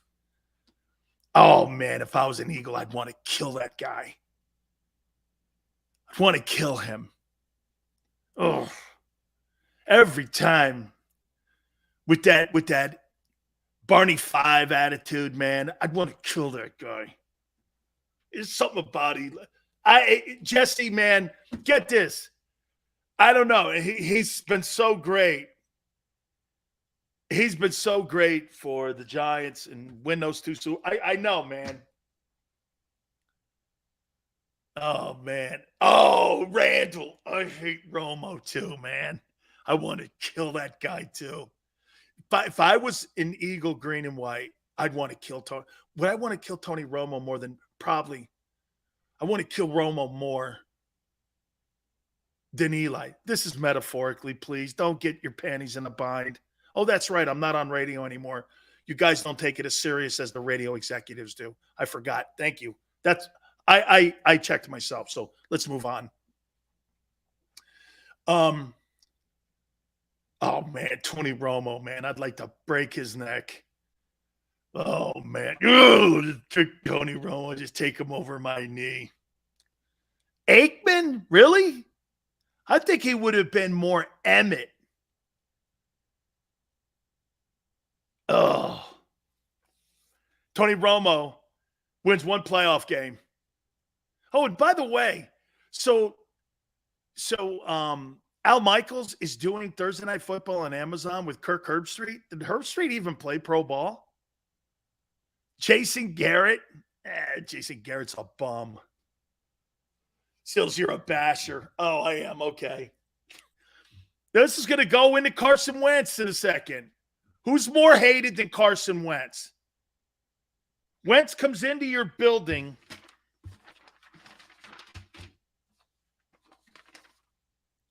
Week 10.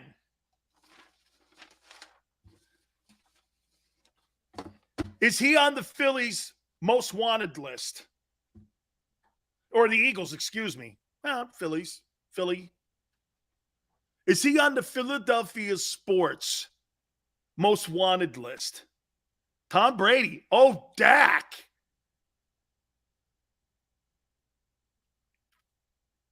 Who's more hated coming into the link this year, Dak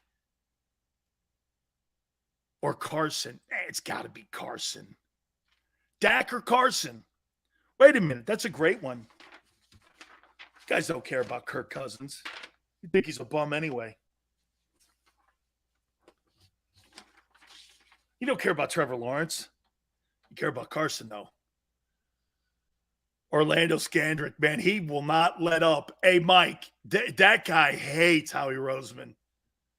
Yeah, man, my time at the Philadelphia Eagles, man, they sucked, and I hated them, but I was really glad to be a Cowboy. You're like, okay. Orlando Scandrick, he hates you guys. Dak, for me, easy. The most hated player to come back into Philly was Joe Jaravicius. After the NFC Championship game, he's right ahead of Jimmy Johnson calling Buddy fat. Oh, man. Carson, but Prescott is full of himself. Oh, my God, Scandrick, he's a geek. He is, man. We hunting Wentz. Oh, we got to come up with a great angle on how we go after him that week 10. He throws Philly under the bus, Yale, every chance he gets. He's butthurt, that's why. Dude, move on. You know, unlike Ben Simmons can't. Move on. You got paid. You played in a great organization. Just move to have fun. Most sacks of the year coming on Wentz. So the human weapon, Hassan Reddick. Joe Jaravicius. You know, I had heard that story. That he, like, him, because I remember him in Tampa. John Gruden brought him, if I'm not mistaken, that was one of John Gruden's first moves, was bringing Jaravicius down to Tampa. After Dungy got fired, Gruden brought him in. I think so, man. I remember Jason Sehorn, onside kick, return for a TD. Go back to Wentz. Go back to Wentz you came. That's a great slogan. Oh, my God, man. That's a great one. The headline is, for the Carson Wentz game, Wentz whines. Let's see.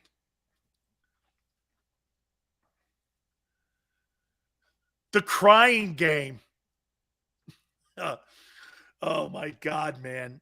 Dude, I know you guys, the Cowboy game, but, dude, the Cowboy game is big, but so Carson Wentz was asked the question on the NFL Network. He was asked a question on the NFL Network. What about the Eagle games? And he says, I'm tempering my excitement, you know, for those games. I know those games are going to matter, and those games are going to be awful big games for me. But I got to temper it. I think that's a lot for him. So he's looking forward to playing against the Eagles. Oh, God, this is like, we should know this. You could go back in Sports Illustrated history, and they accused Big Sills of doing this because I never thought about this. Xander, you're going to like this. I should post this. You know, you guys ever hear of Rick Riley? He's a famous writer. Used to write for Sports Illustrated. And he said this about, I got to find that. He said this about me when we were getting ready to play against the national championship game against Penn State. And he goes like this. He said this, he goes, the next best thing to the Boz, +1 for quotability, -2 for inciting a riot. That's what he said about Big Sills. The next best thing to the Boz, you know what? I'm gonna tweet that out. The next best thing to the Boz, +1 for quotability, -2 for inciting a riot. As you could see here, some of you accused me of trying to incite a riot or accused me of starting to kick stuff up. Maybe I didn't need radio and I didn't need any of this other stuff to sit there and do any of that. I mean, I have been doing this forever. Okay? I've been doing this forever. So know this here. Yeah. The Boz did talk a lot of crap, man. He surely did. He surely did. Okay? He surely did. Looking forward to, whatting his pants, says Nathan. Wentz, the Boz, he was unbelievable. He won't be scared. We'll be blitzing 70. Meta, I don't know, though, because I'm not sure that's the kind of defense Jonathan Gannon runs. But Reddick, this is a game that you bring in Reddick. D-Train, if you're honest, Wentz on Washington is scary. It's a double-edged sword. You never know which Carson's going to show up. D-Train, that's a great take. Okay? That's a great take. Ooh. I want to do that at the top. So Brian Dawkins had some trash talking on Jonathan Gannon. I want to do that at the top of the hour. Get this. I got a text message today from Seth Joyner. He apologized because Seth was going to come on today. And Seth goes like this. You see all my boys and what everyone's saying about Jonathan Gannon? He goes, hey, and you see what Dawkins said, and I hadn't seen that. And, hey, man, we'll play that at the top of the hour. Jonathan Gannon, I'm with everybody when we're talking about his defense. Dude, you play that umbrella defense. Watch this. How about this? I'm going to say something to you here. Before we play that Brian Dawkins at the top of the hour here, know this. You play that same defense that you played last year against Carson Wentz, he'll throw for 350 yards in the game. Wentz can't take pressure. He can't. I'll tell you what makes Carson Wentz, go back and watch that Buccaneer game. He played great in that game against the Bucs because you know why? The Bucs couldn't get pressure on him. If you can't pressure Carson Wentz and knock him off his point, he's going to complete passes on you. You move him around a little bit, and he's got to hold on to that ball, slap, fumble, sack, recovery, field goal, touchdown, you're in, and you're scoring. You sit back, hey, Jonathan Gannon could cost the upcoming season for the Eagles. He could cost some wins here. The coaching staff, we've said this before here. The coaching staff is also going to be on the hot seat here. You got to get A.J. Brown involved. And, well, that's a great question, Xander.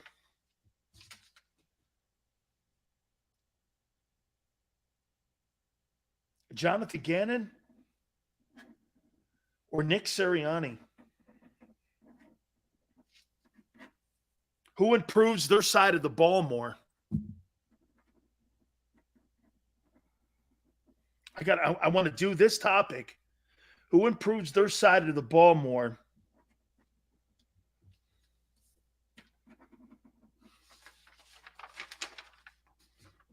Gannon or Sirianni? And you got people talking trash on it a little bit here. All right. We're going to play that soundbite from Dawkins at the top of the hour. Please hit the like button. Keep it right here on the National Football Show.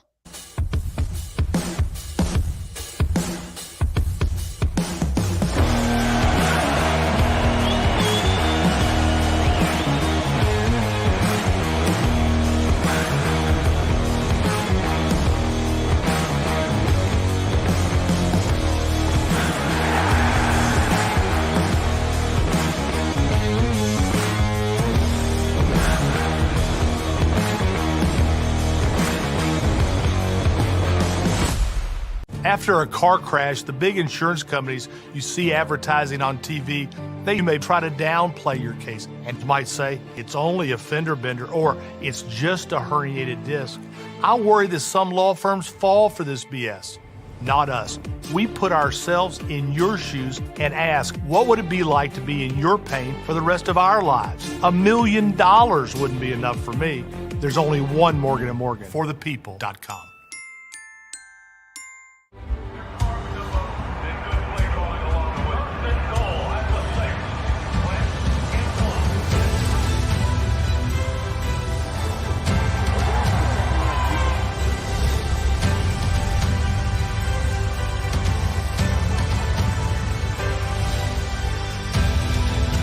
Field of life, First Trust Bank is there for you.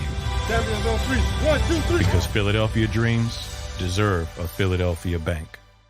Do you stream on a Roku, Fire Stick, Android TV, or Apple TV? Now you can watch 6ABC 24/7 with the 6ABC Philadelphia streaming app. The big story on Action News. Search 6ABC Philadelphia and start streaming today. In Philadelphia, we celebrated the miracle with pride only 5 years ago. And then the following morning, IBEW Local 98 members went back to work, building this city, rescuing our communities from decay, and inspiring the young men and women of the region to take pride in who we are. Like the Cats, Local 98 members believe in hope. To learn more about who we are, what we do, and career opportunities with Local 98, visit us, IBEW98.org. At Stateside Vodka, every new customer gets the world's best rocks glass. Free. What's that? A rocks glass? You're telling me that bottle is cut in half? You could say that. Holy shit. And you're telling me I can get one of these glasses for free? That's right. One free rocks glass per customer with each first-time purchase of Stateside Vodka. So good, it just disappears.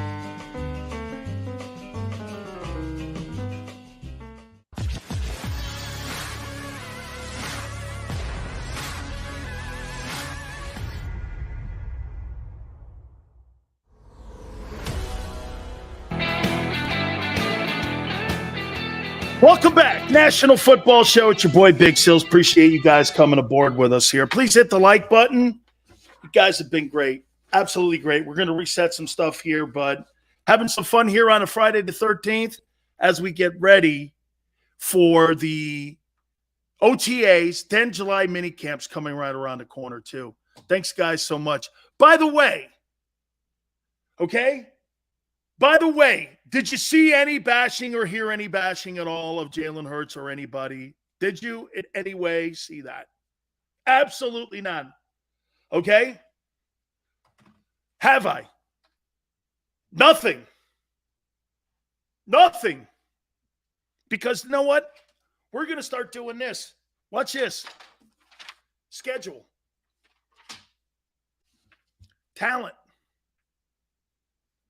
I think it's time for us to start to do this. Nuts. How about we start talking more about the coaches that are on this team? Let's start evaluating the coaches more. Is that fair? D-Train, all you guys. Let's start talking about the coaches. Okay? We're going to play the Dawkins bite here in a minute. Okay? We're going to play that here in a minute. With this, watch this. I'm going to write something down here, and you tell me if you guys think I'm high as a kite. Okay? Jared Goff, with that offense, or with that offense they have, and with that defense that they played last year with Jonathan Gannon style, Goff, 300 yards passing. Cousins, 400, 450. Carson Wentz, 350.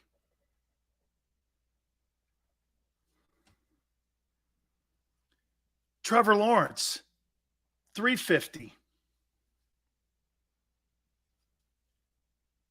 Kyler Murray, 325. Dak, 400. Now, I just said Jared Goff will throw for 300 yards in the opener.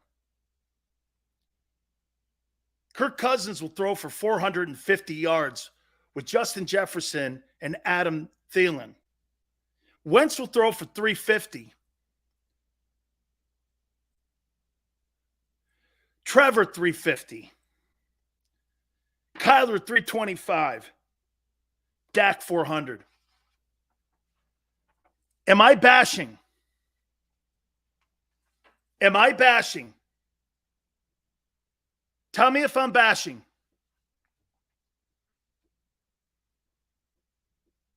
W2 says yes. Okay. A couple more. Hang on, Xander. Yes.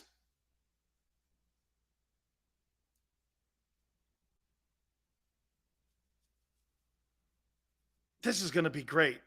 This is going to prove even a bigger point. Why don't we do this? Because some people think I'm bashing. Why don't we play one of the Eagles' greatest players in the history of your franchise and what he thinks about your defense this year, potentially? Brian Dawkins. Give me your breakdown of what you saw from a Jonathan Gannon defense in 2021. Well, for the year, I don't know. I don't know who they are. Okay. I don't know who they are. They started off one part of the year doing one thing, and then the next half of the year they did a different thing. So I don't know who really they are. Right? Mm-hmm. Very passive, giving up a whole bunch of yards and just allowing people to just dink and dunk them to death and take all up and down the field in the beginning. Then they begin to blitz towards the second half of the season. So they flipped the script of how he called the defense. So again, I don't know who he really is. So we'll find out who he is this year. I see they're going out trying to sounds like they're going to try to beef up the secondary as well now at this point. So they're doing some things to help them potentially be a more aggressive defense. And that was the first half of the season. I was like, be honest with you, I was about to pull my hair out. I mean, that was unbelievable. You can't, there's no way in no part of football that you allow starting quarterbacks to see what you're going to wind up in over and over and over again. That's literally, and B, you know this, that's walkthrough. That's what you guys do in walkthrough. You say, this is what a safety is going to be. These are going to be the spots you can hit. And that's what they kept doing. They were lining up in it. I'm like, oh, my goodness. But what that also does, it puts a whole lot of pressure on your players because you're asking them to do up and above because the quarterback knows where the weaknesses in your defense because they've walked through it and they've watched it on film. So, again, we'll find out who they really are this year with some of the additions they've added. Z bashing? You can't let quarterbacks, somebody goes like this, you're assuming they're going to play poorly. No, I'm assuming they're going to play like they did a year ago. That's all I'm assuming. Why would Jonathan Gannon change his formula on how he approaches with his play calling? Because you add different players to your team doesn't mean you change your philosophy and how you attack an offense. Okay? So, I'm assuming that you think one of the greatest players in the history of the Eagles is also a basher.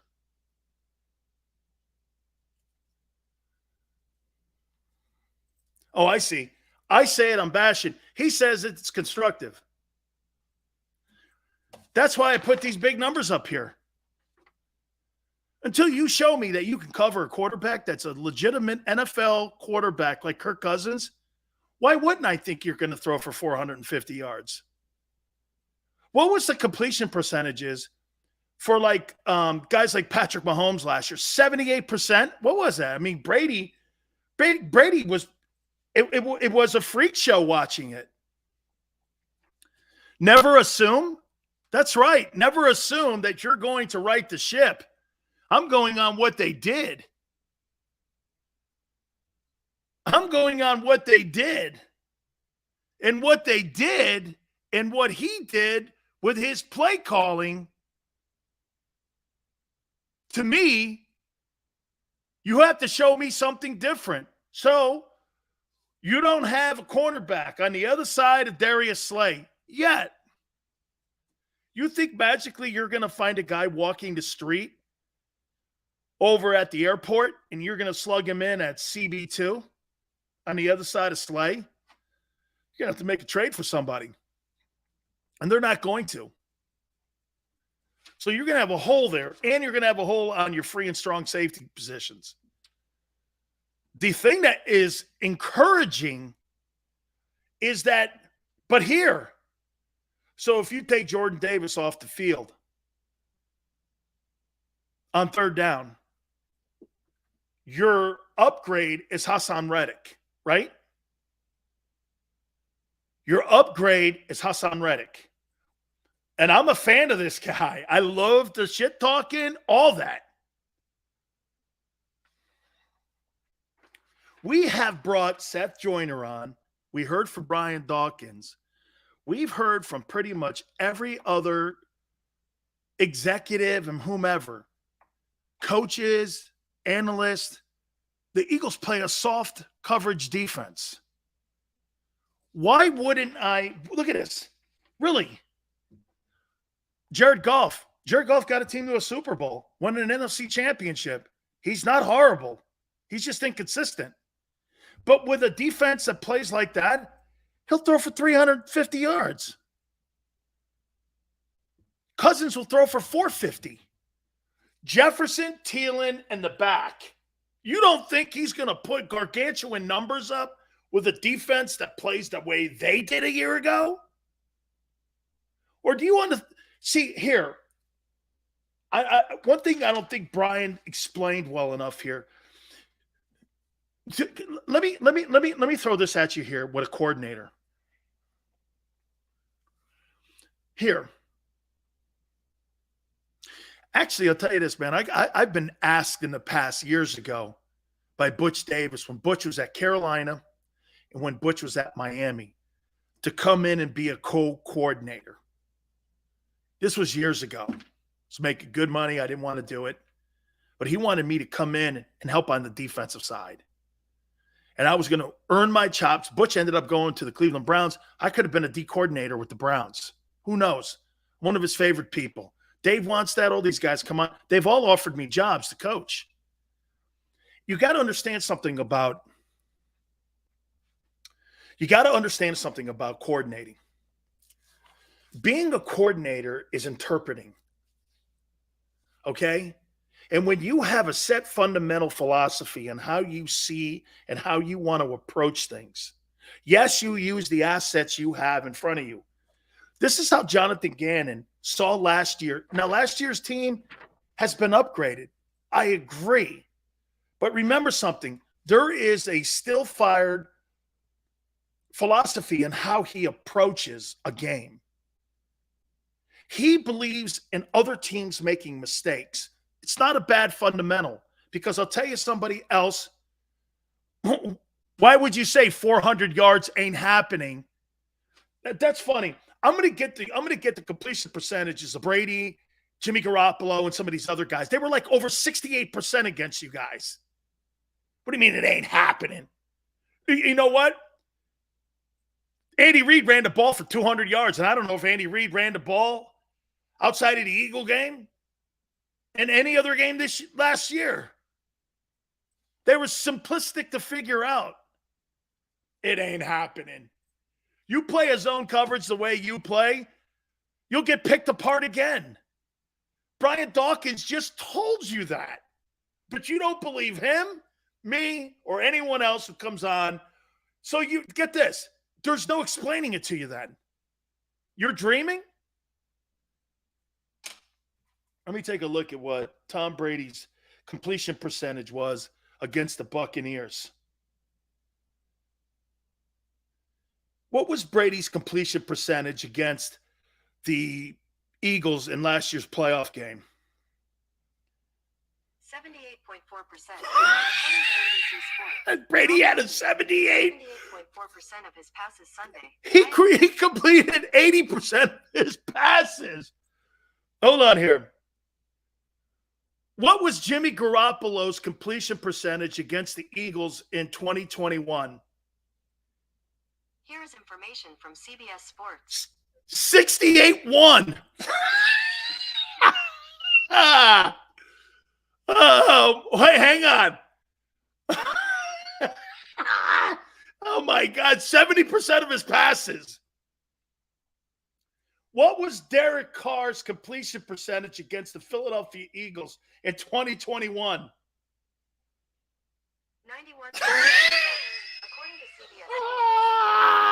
Wait a minute. It was 91. I'm going to stop this segment. This segment's over. This segment's over. Oh, my God. Brady had an 80. I just did 3 quarterbacks. Garoppolo had 70, and Derek Carr had 90. But you don't believe somebody who's thrown for 4,000 yards 6 times in 10 years is going to throw for 450 yards against that defense.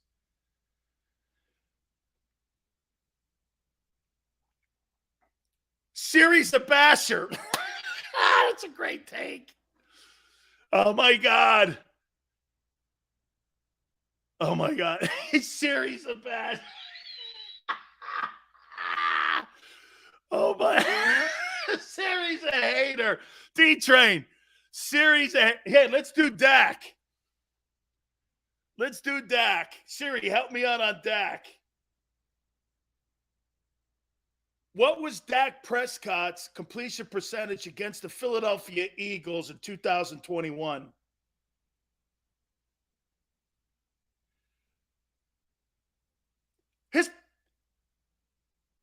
No, it couldn't have been 96-2. That was his. Okay, stats versus the Eagles. Here we go. Here we go. Here we go. This game here.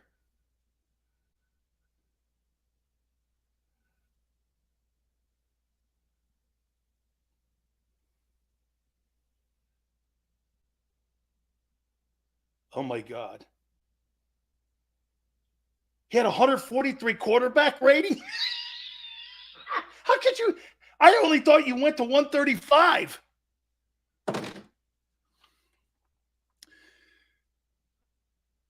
Eagles gave up 22.6 points per game last year, middle of the pack. Points matter with the – I'm not talking about points. And by the way, thank you very much. Eric, thank you. You're right. But when they played against good teams, they got destroyed. And good quarterbacks. They were destroyed. Holy jeez. In that game, that one game that kind of mattered on Monday night, Dak Prescott had 143 quarterback rating. He threw for 77. So hang on. Oh, Max is 158. I didn't know that, actually. I thought it was 135. Hold on. So Carr throws for 90%.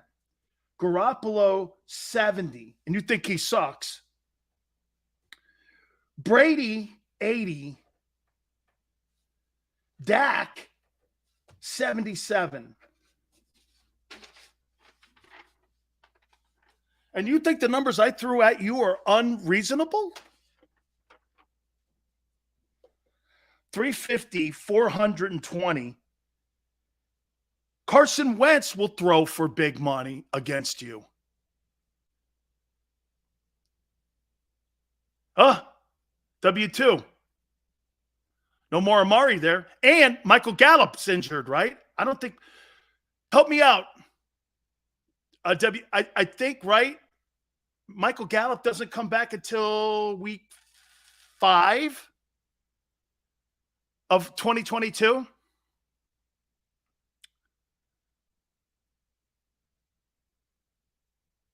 Hold on here. I don't know what your question was. I think we can all agree. Yes, G Meta. That's Xander, put that up. Meta. That's the point I'm trying to make. Gannon, dude, he's got to change.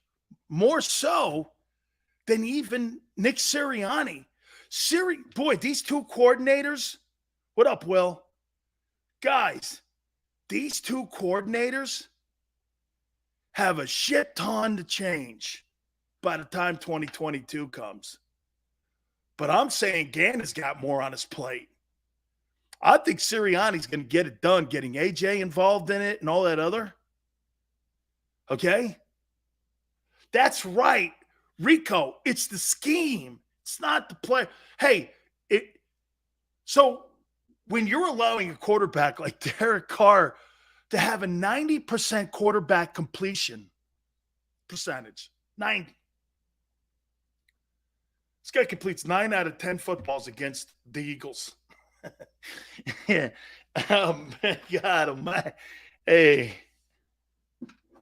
I would have kicked Rich. Hey, you know what I would have did? I would have kicked Derek Carr in the kneecap. Pray he got taken out for a game or two. GT goes, if Goff throws for over 300 yards, he should be fired. Oh, wait a minute here.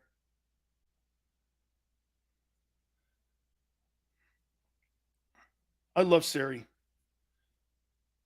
How many yards did Jared Goff throw for in 2021? Here is information from CBS Sports.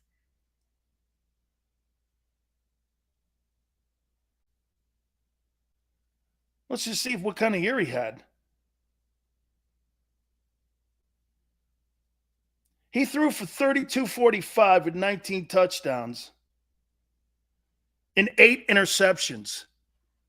That's not terrible. That's not terrible. And he played in 14 games, so he missed 3. So you're talking about a guy who would have been around 3,800 yards. And here's a guy that's got how many 4,000-yard passing years? Hold on. This guy's got more than your entire franchise does. Jared Goff. 46-8. Wait a minute. Jared Goff threw for 4,688 yards. 32 touchdowns and 12 picks. The next year he throws for 4,638 yards, 22 touchdowns and 16 picks. Then he turns around and throws for 3,952 yards. You don't think that guy's going to throw for 300 yards against that soft-ass zone defense? You're freaking high. You're freaking high. That guy's got some work to do, Jonathan Gannon. I never said he was throwing for 400 yards. I said, actually, I had 300 yards. He's throwing for 300 yards against you. That's going to be a fact. You play that defense against them. I never said 400. Never said it. I did say 450 for Cousins with Justin Jefferson. You don't think Justin Jefferson's going to go into the link in week 2 and want to make a statement? I just saw Jimmy Butler go Tobias Harris. Tobias Harris. I guarantee you, Justin Jefferson, if they win that game and Cousins throws for 450, you're going to hear him walking off the field. Jalen Reagor. Look at that guy go. Marina Sills, if Jalen puts up 30 points per game and loses, it's not as – no, absolutely not. The normal media, the idiot bag media, Marina will blame him, but I won't. Dude, this is why I'm not even talking about the offense here. Hold on. I'm not talking about Jalen Hurts here. I'm talking about Jonathan Gannon here. And so was Brian Dawkins. I'm not talking about him. Gannon played more man to end the season but our opponents got easier. That's right. He wasn't going against top-flight quarterbacks in the end. And anytime they went against top-flight quarterbacks, they got their shit pushed in. You said 450 for someone? You're damn right I did. Kirk Cousins. Hey, by the way, let me ask you something. How do you think Aaron Rodgers is going to do against that defense, that defensive mentality of Jonathan Gannon's? What do you think the guy with the number 1 completion percentage in pro football history? By the way, I want to read you a stat. I want to read you a stat about Aaron Rodgers. Aaron Rodgers' stat.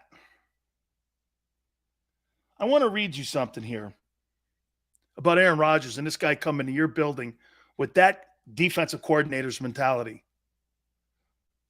Ready? Aaron Rodgers has played 1, 2, 3, 4, 5, 6, 7, 8, 9, 10, 11, 12, 13, 14, 15, 17 seasons. He's got 450 touchdowns and 93 picks. Do you know that here's his interceptions in the last, I'll just go 5 because it's obnoxious. 4, 5, 4. How many did Jalen Hurts have this last year interceptions? Jalen Hurts threw more interceptions in 1 year than what Aaron Rodgers did in 3. 4, get this. He hasn't had a double-digit interception year in 14 years.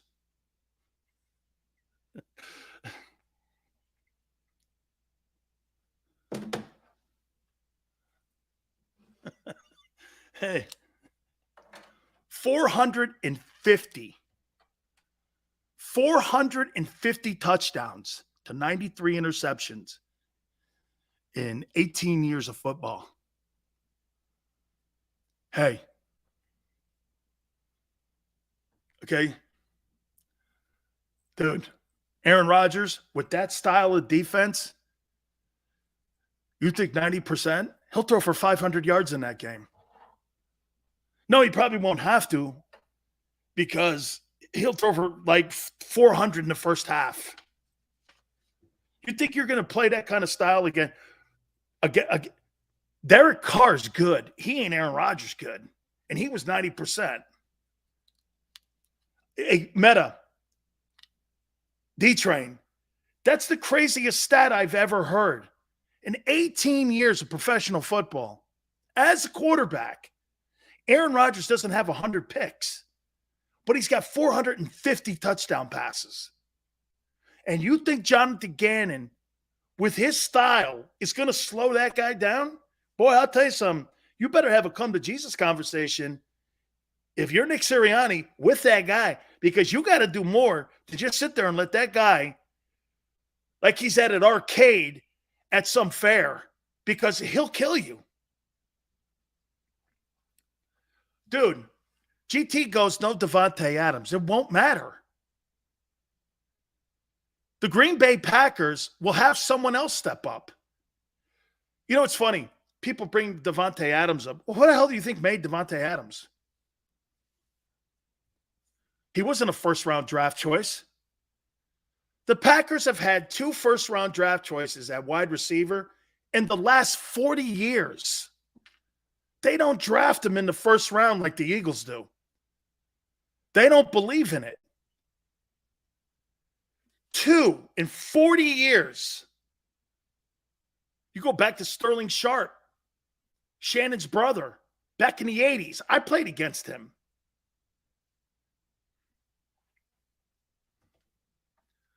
So when you say Davante Adams, does it matter? The last 30 years, they've had 1 wide receiver drafted in the first round between Favre and Rodgers. Doesn't matter. It absolutely doesn't matter. Davante Adams, And I showed you a stat before, 60% of the Pro Bowlers in the last decade were not drafted in the first round. The Packers are the best example. You know who else is a great example of that? The Steelers. They're notorious for not taking guys in the first round and finding guys like AB or Hines Ward or whomever. John Stallworth, all those guys in later rounds. Chris, this is not saying you're losing to Green Bay. This is saying that Jonathan, who said anything about losing? I do think you're going to get beat by the Packers. But I'm not on May 13th. I'm not talking about that. I'm talking about the style that Jonathan. Oh, by the way, Brian Dawkins said it. Prediction: Carson strong, 6'4", 226, coming off a bad knee injury, still healing, is a steal. 4,000 yards, 36 touchdowns, 70% completion percentage. Who coach is already liking to surprise. Who said that?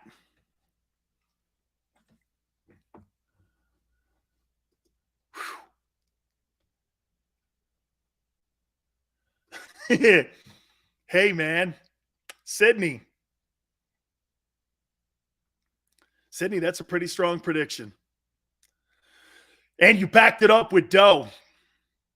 We thank you. Hey, why? All I'm asking you, and all Brian Dawkins is asking you, Goff had the same stats as Hurts. No, he didn't. He played 14 games. No, he didn't. Had the same stats. That guy's thrown for 4,600 yards twice.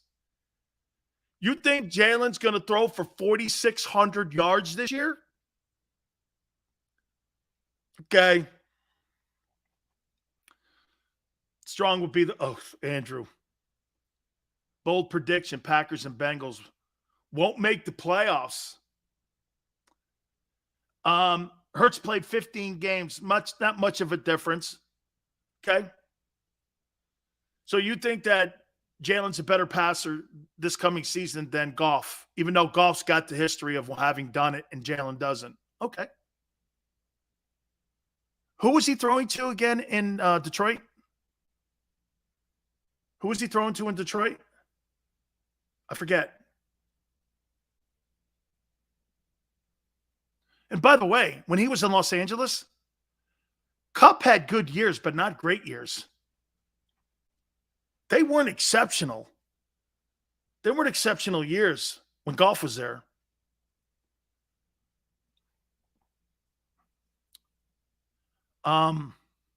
Seth, thanks for stepping in, brother. James says, I don't think it's fair to accurately judge Gannon off of one season, especially with the personnel given.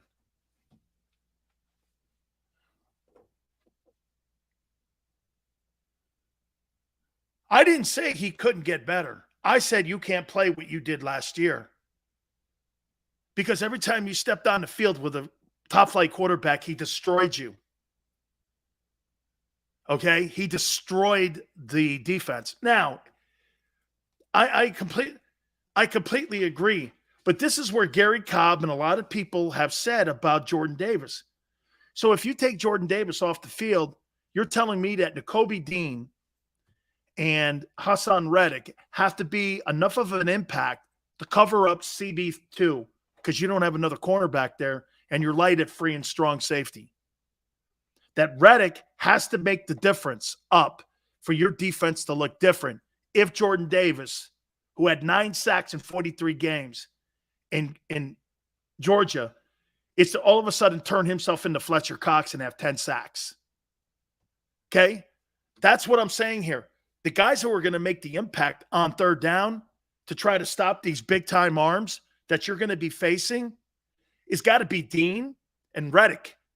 Jordan Davis is not going to have an impact on stopping a guy like Kirk Cousins. And you can shit all over Kirk Cousins all you want. Kirk Cousins puts up massive numbers. And he's got Justin Jefferson. And he's got Dalvin Cook. And he's got Adam Thielen. It's a damn good offense. And you've got a coordinator that plays zone coverage. Every quarterback who made the postseason last year was over 70% against the Eagles. That's got to change. That's what Brian Dawkins said today. Okay?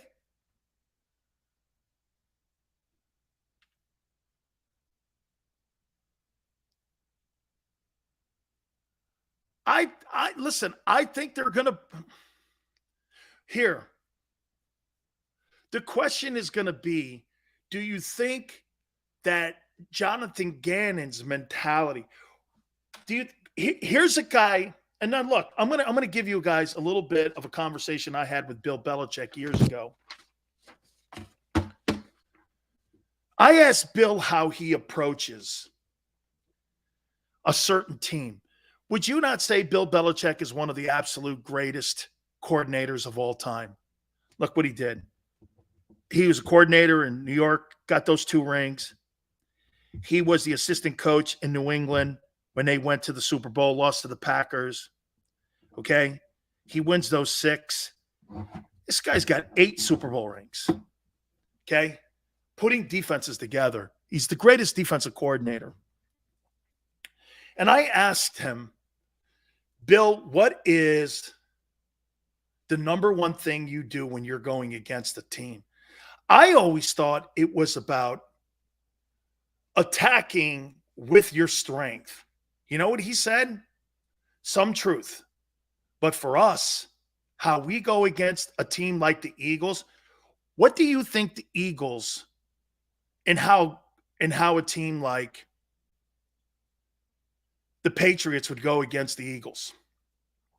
He and Brady would sit down and find your weakest links. CB2, free and strong, and the middle of the field will be open. The middle left. Isn't that what Brady attacked? Brady took that same philosophy from New England down to Tampa. They attacked the weak side cornerback away from Slay, still went after Slay, and they attacked the middle of the seam with Gronk and with receivers doing seam passes and doing the cutovers and turnaround passes. They basically went after the entire left side of the Eagles' weakest link.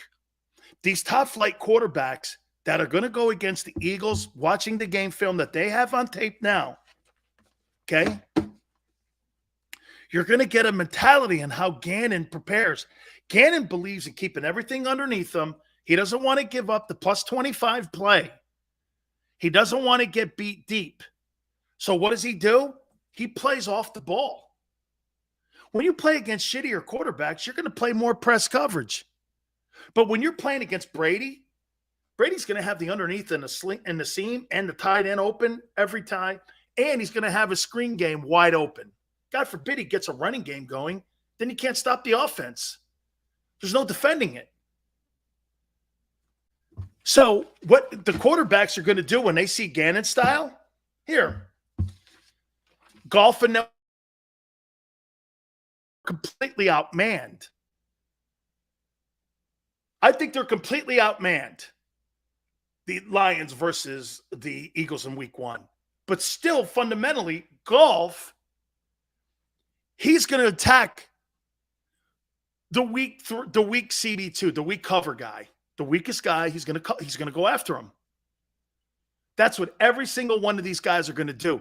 And when you start doing that and you start playing off the ball in man coverage, it's one thing. But when you start playing zone and you start getting success and you can run the ball, that's a tough stop.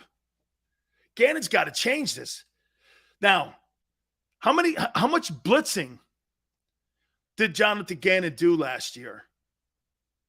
Yeah, Nathan, Belichick told me it was never really about us having – that's why think about this, Nathan. Think about this here and how Belichick attacks teams. He would find the guy with the least knowledge of what's being asked of him, and they would attack that player. That's why every week the game plan was different. Certain guys were active, certain guys weren't active. Malcolm Butler would be active. This guy would be, because it went to personnel groupings. Bill would find the weakest dude on the team. Like, watch this. Bill would go after Nakobe Dean. Why is that? Nakobe Dean is going to be as smart as he can, still learning to be an NFL guy. You're going to attack that. Give him as many looks as possible. Brady would come to the line of scrimmage with Nakobe Dean, look at Nakobe Dean in the face, and give him different reads. Move his head, have a different alignment, strong side, brown side, weak side, on this hash, on the other hash. He would move him around. And you've got to be fundamentally sound as a linebacker in your keys. I always tell young defenders this. If you follow the ball, it'll take you away from the play. If you read your keys, it'll take you to the play. The ball will fundamentally always take you away from the play because reverses, slants. You got to read your keys. Guy blocks down. Boom.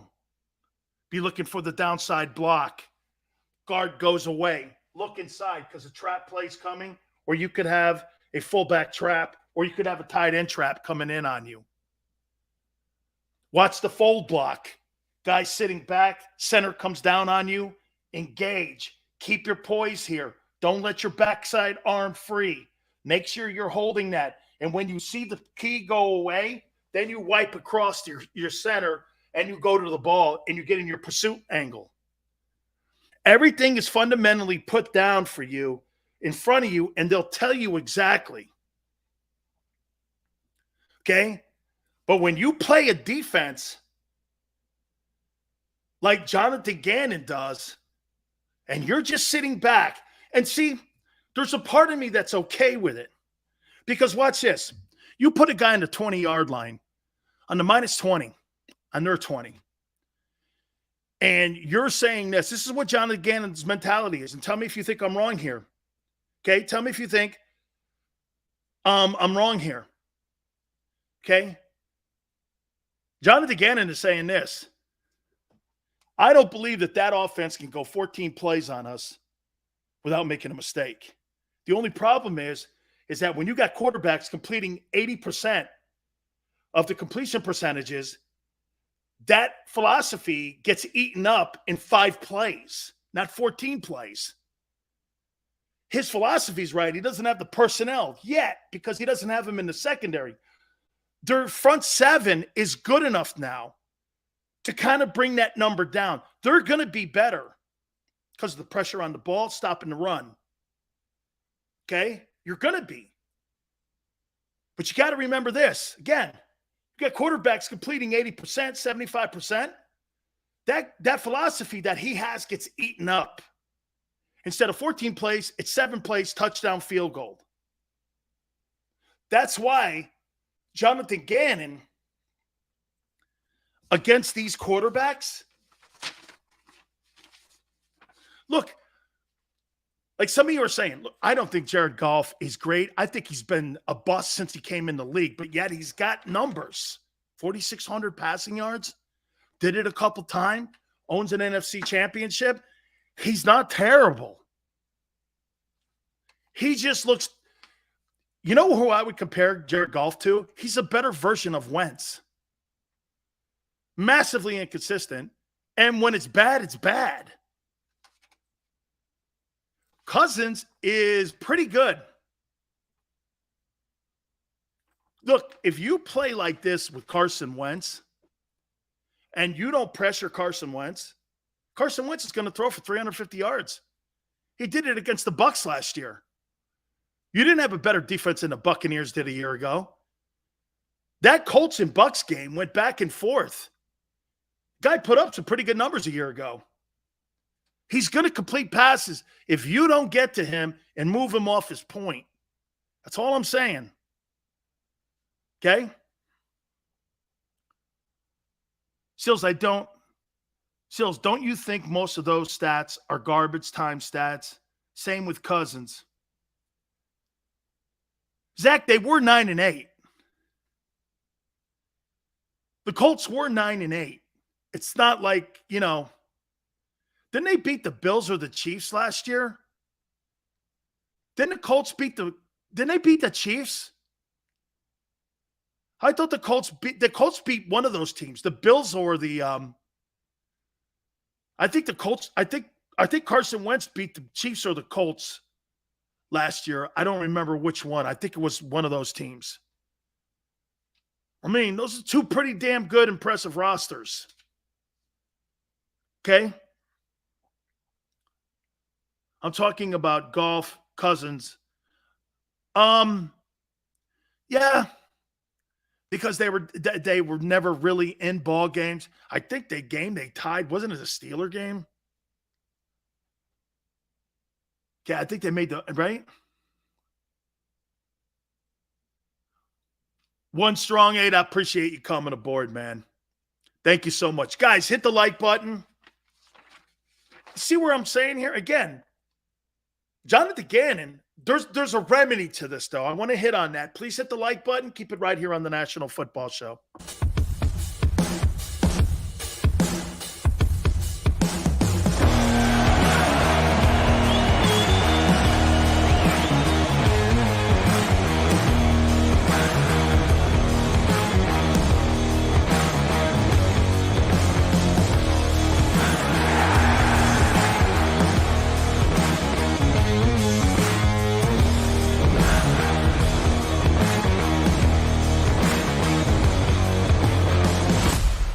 After a car crash, the big insurance companies you see advertising on TV, they may try to downplay your case and might say it's only a fender bender or it's just a herniated disc. I worry that some law firms fall for this BS. Not us. We put ourselves in your shoes and ask, what would it be like to be in your pain for the rest of our lives? $1 million wouldn't be enough for me. There's only one Morgan & Morgan. ForThePeople.com.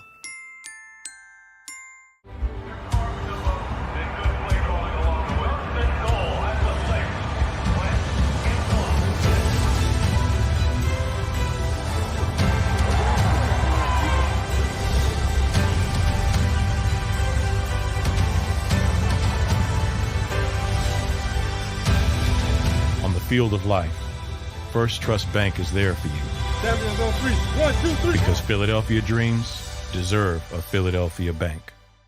Do you stream on a Roku, Fire Stick, Android TV, or Apple TV? Now you can watch 6ABC 24/7 with the 6ABC Philadelphia streaming app. The big story on Action News. Search 6ABC Philadelphia and start streaming today. In Philadelphia, we celebrated the miracle with pride only 5 years ago. And then the following morning, IBEW Local 98 members went back to work, building this city, rescuing our communities from decay, and inspiring the young men and women of the region to take pride in who we are. Like the Cats, Local 98 members believe in hope.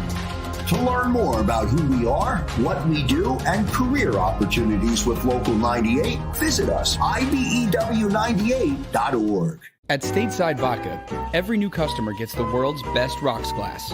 Free. What's that? A rocks glass? You're telling me that bottle is cut in half? You could say that. Holy shit. And you're telling me I can get one of these glasses for free? That's right. One free rocks glass per customer with each first-time purchase of Stateside Vodka. So good, it just disappears.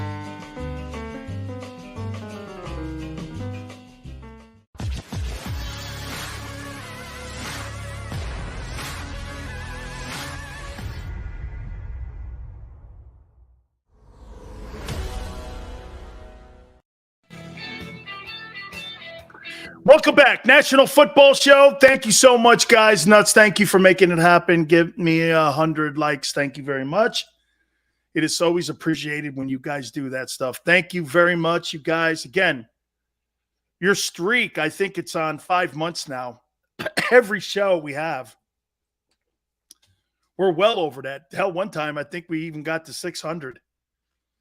That's a personal best when we got there, either 500 or 600. I think it ended up, I think we did two. That one time that we had a hit with D Gunn, I think we even got over 600 likes. We need a weekend edition on the JAKIB Sports. I think they're working on that.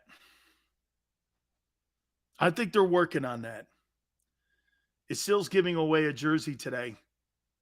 Bro, I don't have a jersey to fit me. Hey, you know what, though?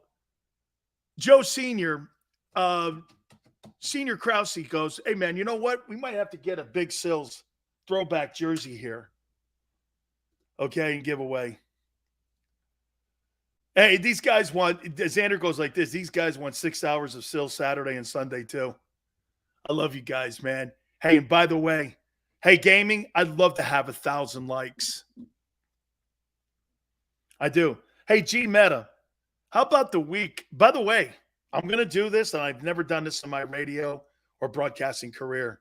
Kudos to Sports Take. Kudos to Sports Take this week. Good for them, man. When you out Bill Sills, when it comes to getting guests on, I always give kudos because they're teammates. Good job. Good job, because people never do that. They had a great week. Good for them. And see, unlike certain teammates, I root for everyone's success. I want everyone to have great success. Okay? First week since we hired you, someone topped your list. Kudos.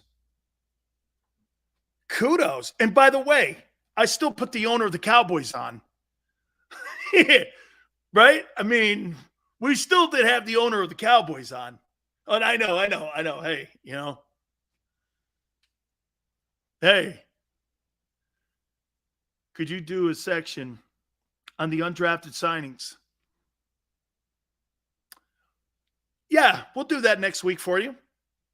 I'll do some homework for you. I don't mind doing homework for you like that. Sure, Sydney. Okay? I had to give you one dislike just to piss you off, Big Dan.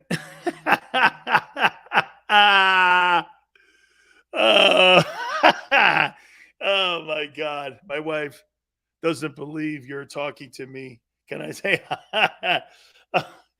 what's that mean? What is that supposed to imply? Okay? Yes, I'm talking to you. Yes. Okay? Yes, I'm talking to you. Hey, Big Seals, I'm out, brother. Have a great weekend. Randall, thank you so much for coming aboard. Cowboy owner told me Dak is superior right here. Xander did a great job this week. Absolutely. Dawkins will do that for you. Oh, yes. Jess. Hi. Hi, Jess. Hi, Jess. Jess, just so you know, you tell your old lady this. You come here and hang out with Big Sills? Sure. You're like a customer that comes in to the National Football Show. We love, hey, even W2, even Big Chris, even the guys that give me a ton of shit. We love them too. It's all good. Lou, I'm dead. Oh, gaming, we had a great week. Yeah, it was really good. You know what they always say, though, man. Oh, I'm a man of the people, Zach, because I am the people. There's nothing fancy about me, except my Coronas. Chris, you know what? It's funny you should say that. You know, even when I did the middle, I wanted the middle to be different than what I do here with you guys. I don't really know if they do or not. I know I do. And by the way, Xander and I came up with that, and we figured, and guess what? The show completely turned around when we started engaging with people. So why would I stop? That doesn't make sense. Jess says, thank you very much. I just found your show last week for the first time. What do you think, Jess? Well, obviously, you're here. 5-star, thank you. Have a Corona on me. Oh, Sydney, thank you. Sydney, I got to get down there, though. I got to get down to Australia. That's on my bucket list, dude. I want to go there. I want to go down there. Even Siri the Basher. Hey, wait, Siri Siri bashes. That's a great take. Eagle fans are so freaking hated. Even Siri bashes us. Dude, that's a great t-shirt. Siri hates Eagle fans too. She bashes us. It's great. Oh my God. Perth. Okay. My wife and I want to try to hit New Zealand one day as well. We want to get down there. I want to get on the ocean down there. I got a couple places I got a bucket list that I want to get to. I want to get to Greece. I've not been to Greece. I want to get to Australia, New Zealand. I'd love to go to Brazil. Not been to Brazil. Born in New Zealand. Hey, Sills.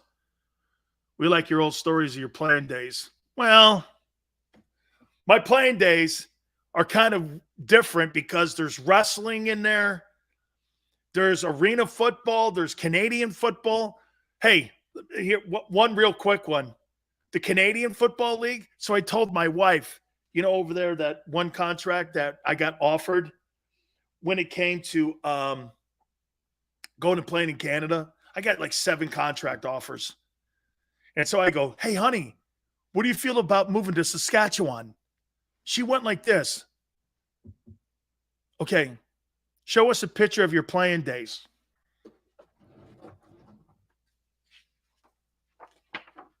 Like that?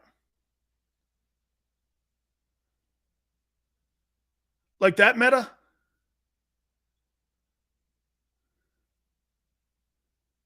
Is that good? That's Big Seals against the Lions when we played in the NFC Central Division. How's that? Is that right?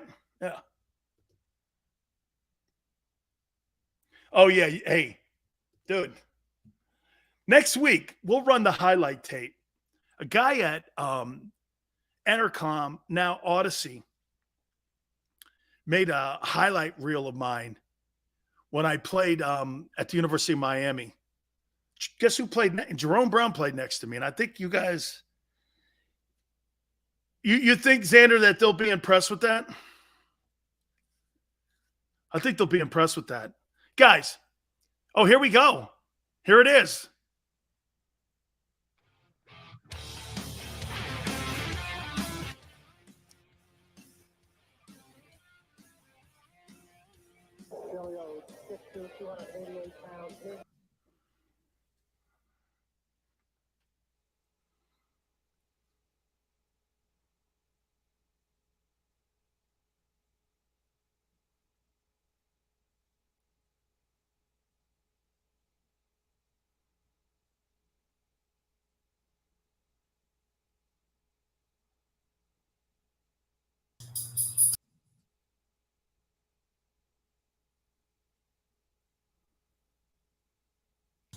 I can't use audio, but you're a beast in this video. Look at this thing, Xander. Yeah, I watched the whole thing. Don't worry. I just wanted to show the people so they can watch it this weekend. It's on your YouTube, I think. Yeah. I can't play the sound or else we'll get flagged. Yeah. I get it. That's right. Copyright. By the way, I had to ask Lars if it was okay to put the whiskey in a jar on the video. He goes, "Oh, you just decided to put my song on this highlight?" And I go, "I thought that was cool." He goes, "Oh, okay." Yeah. So Lars from Metallica, look at this Big Sills sacking right here, right there on the one. Big Sills was a beast in his playing days. Look at this, man. 288. So go watch that. You have a good time with that. Guys, I appreciate it. Xander, great job this week, man. Everybody at JAKIB had a great week this week. We so thank you so much for coming aboard. I can't wait for what happens over the next couple weeks here with us. So thank you so much. Have a great one. We'll catch you Monday going 3 to 6. We'll see you on the flip side.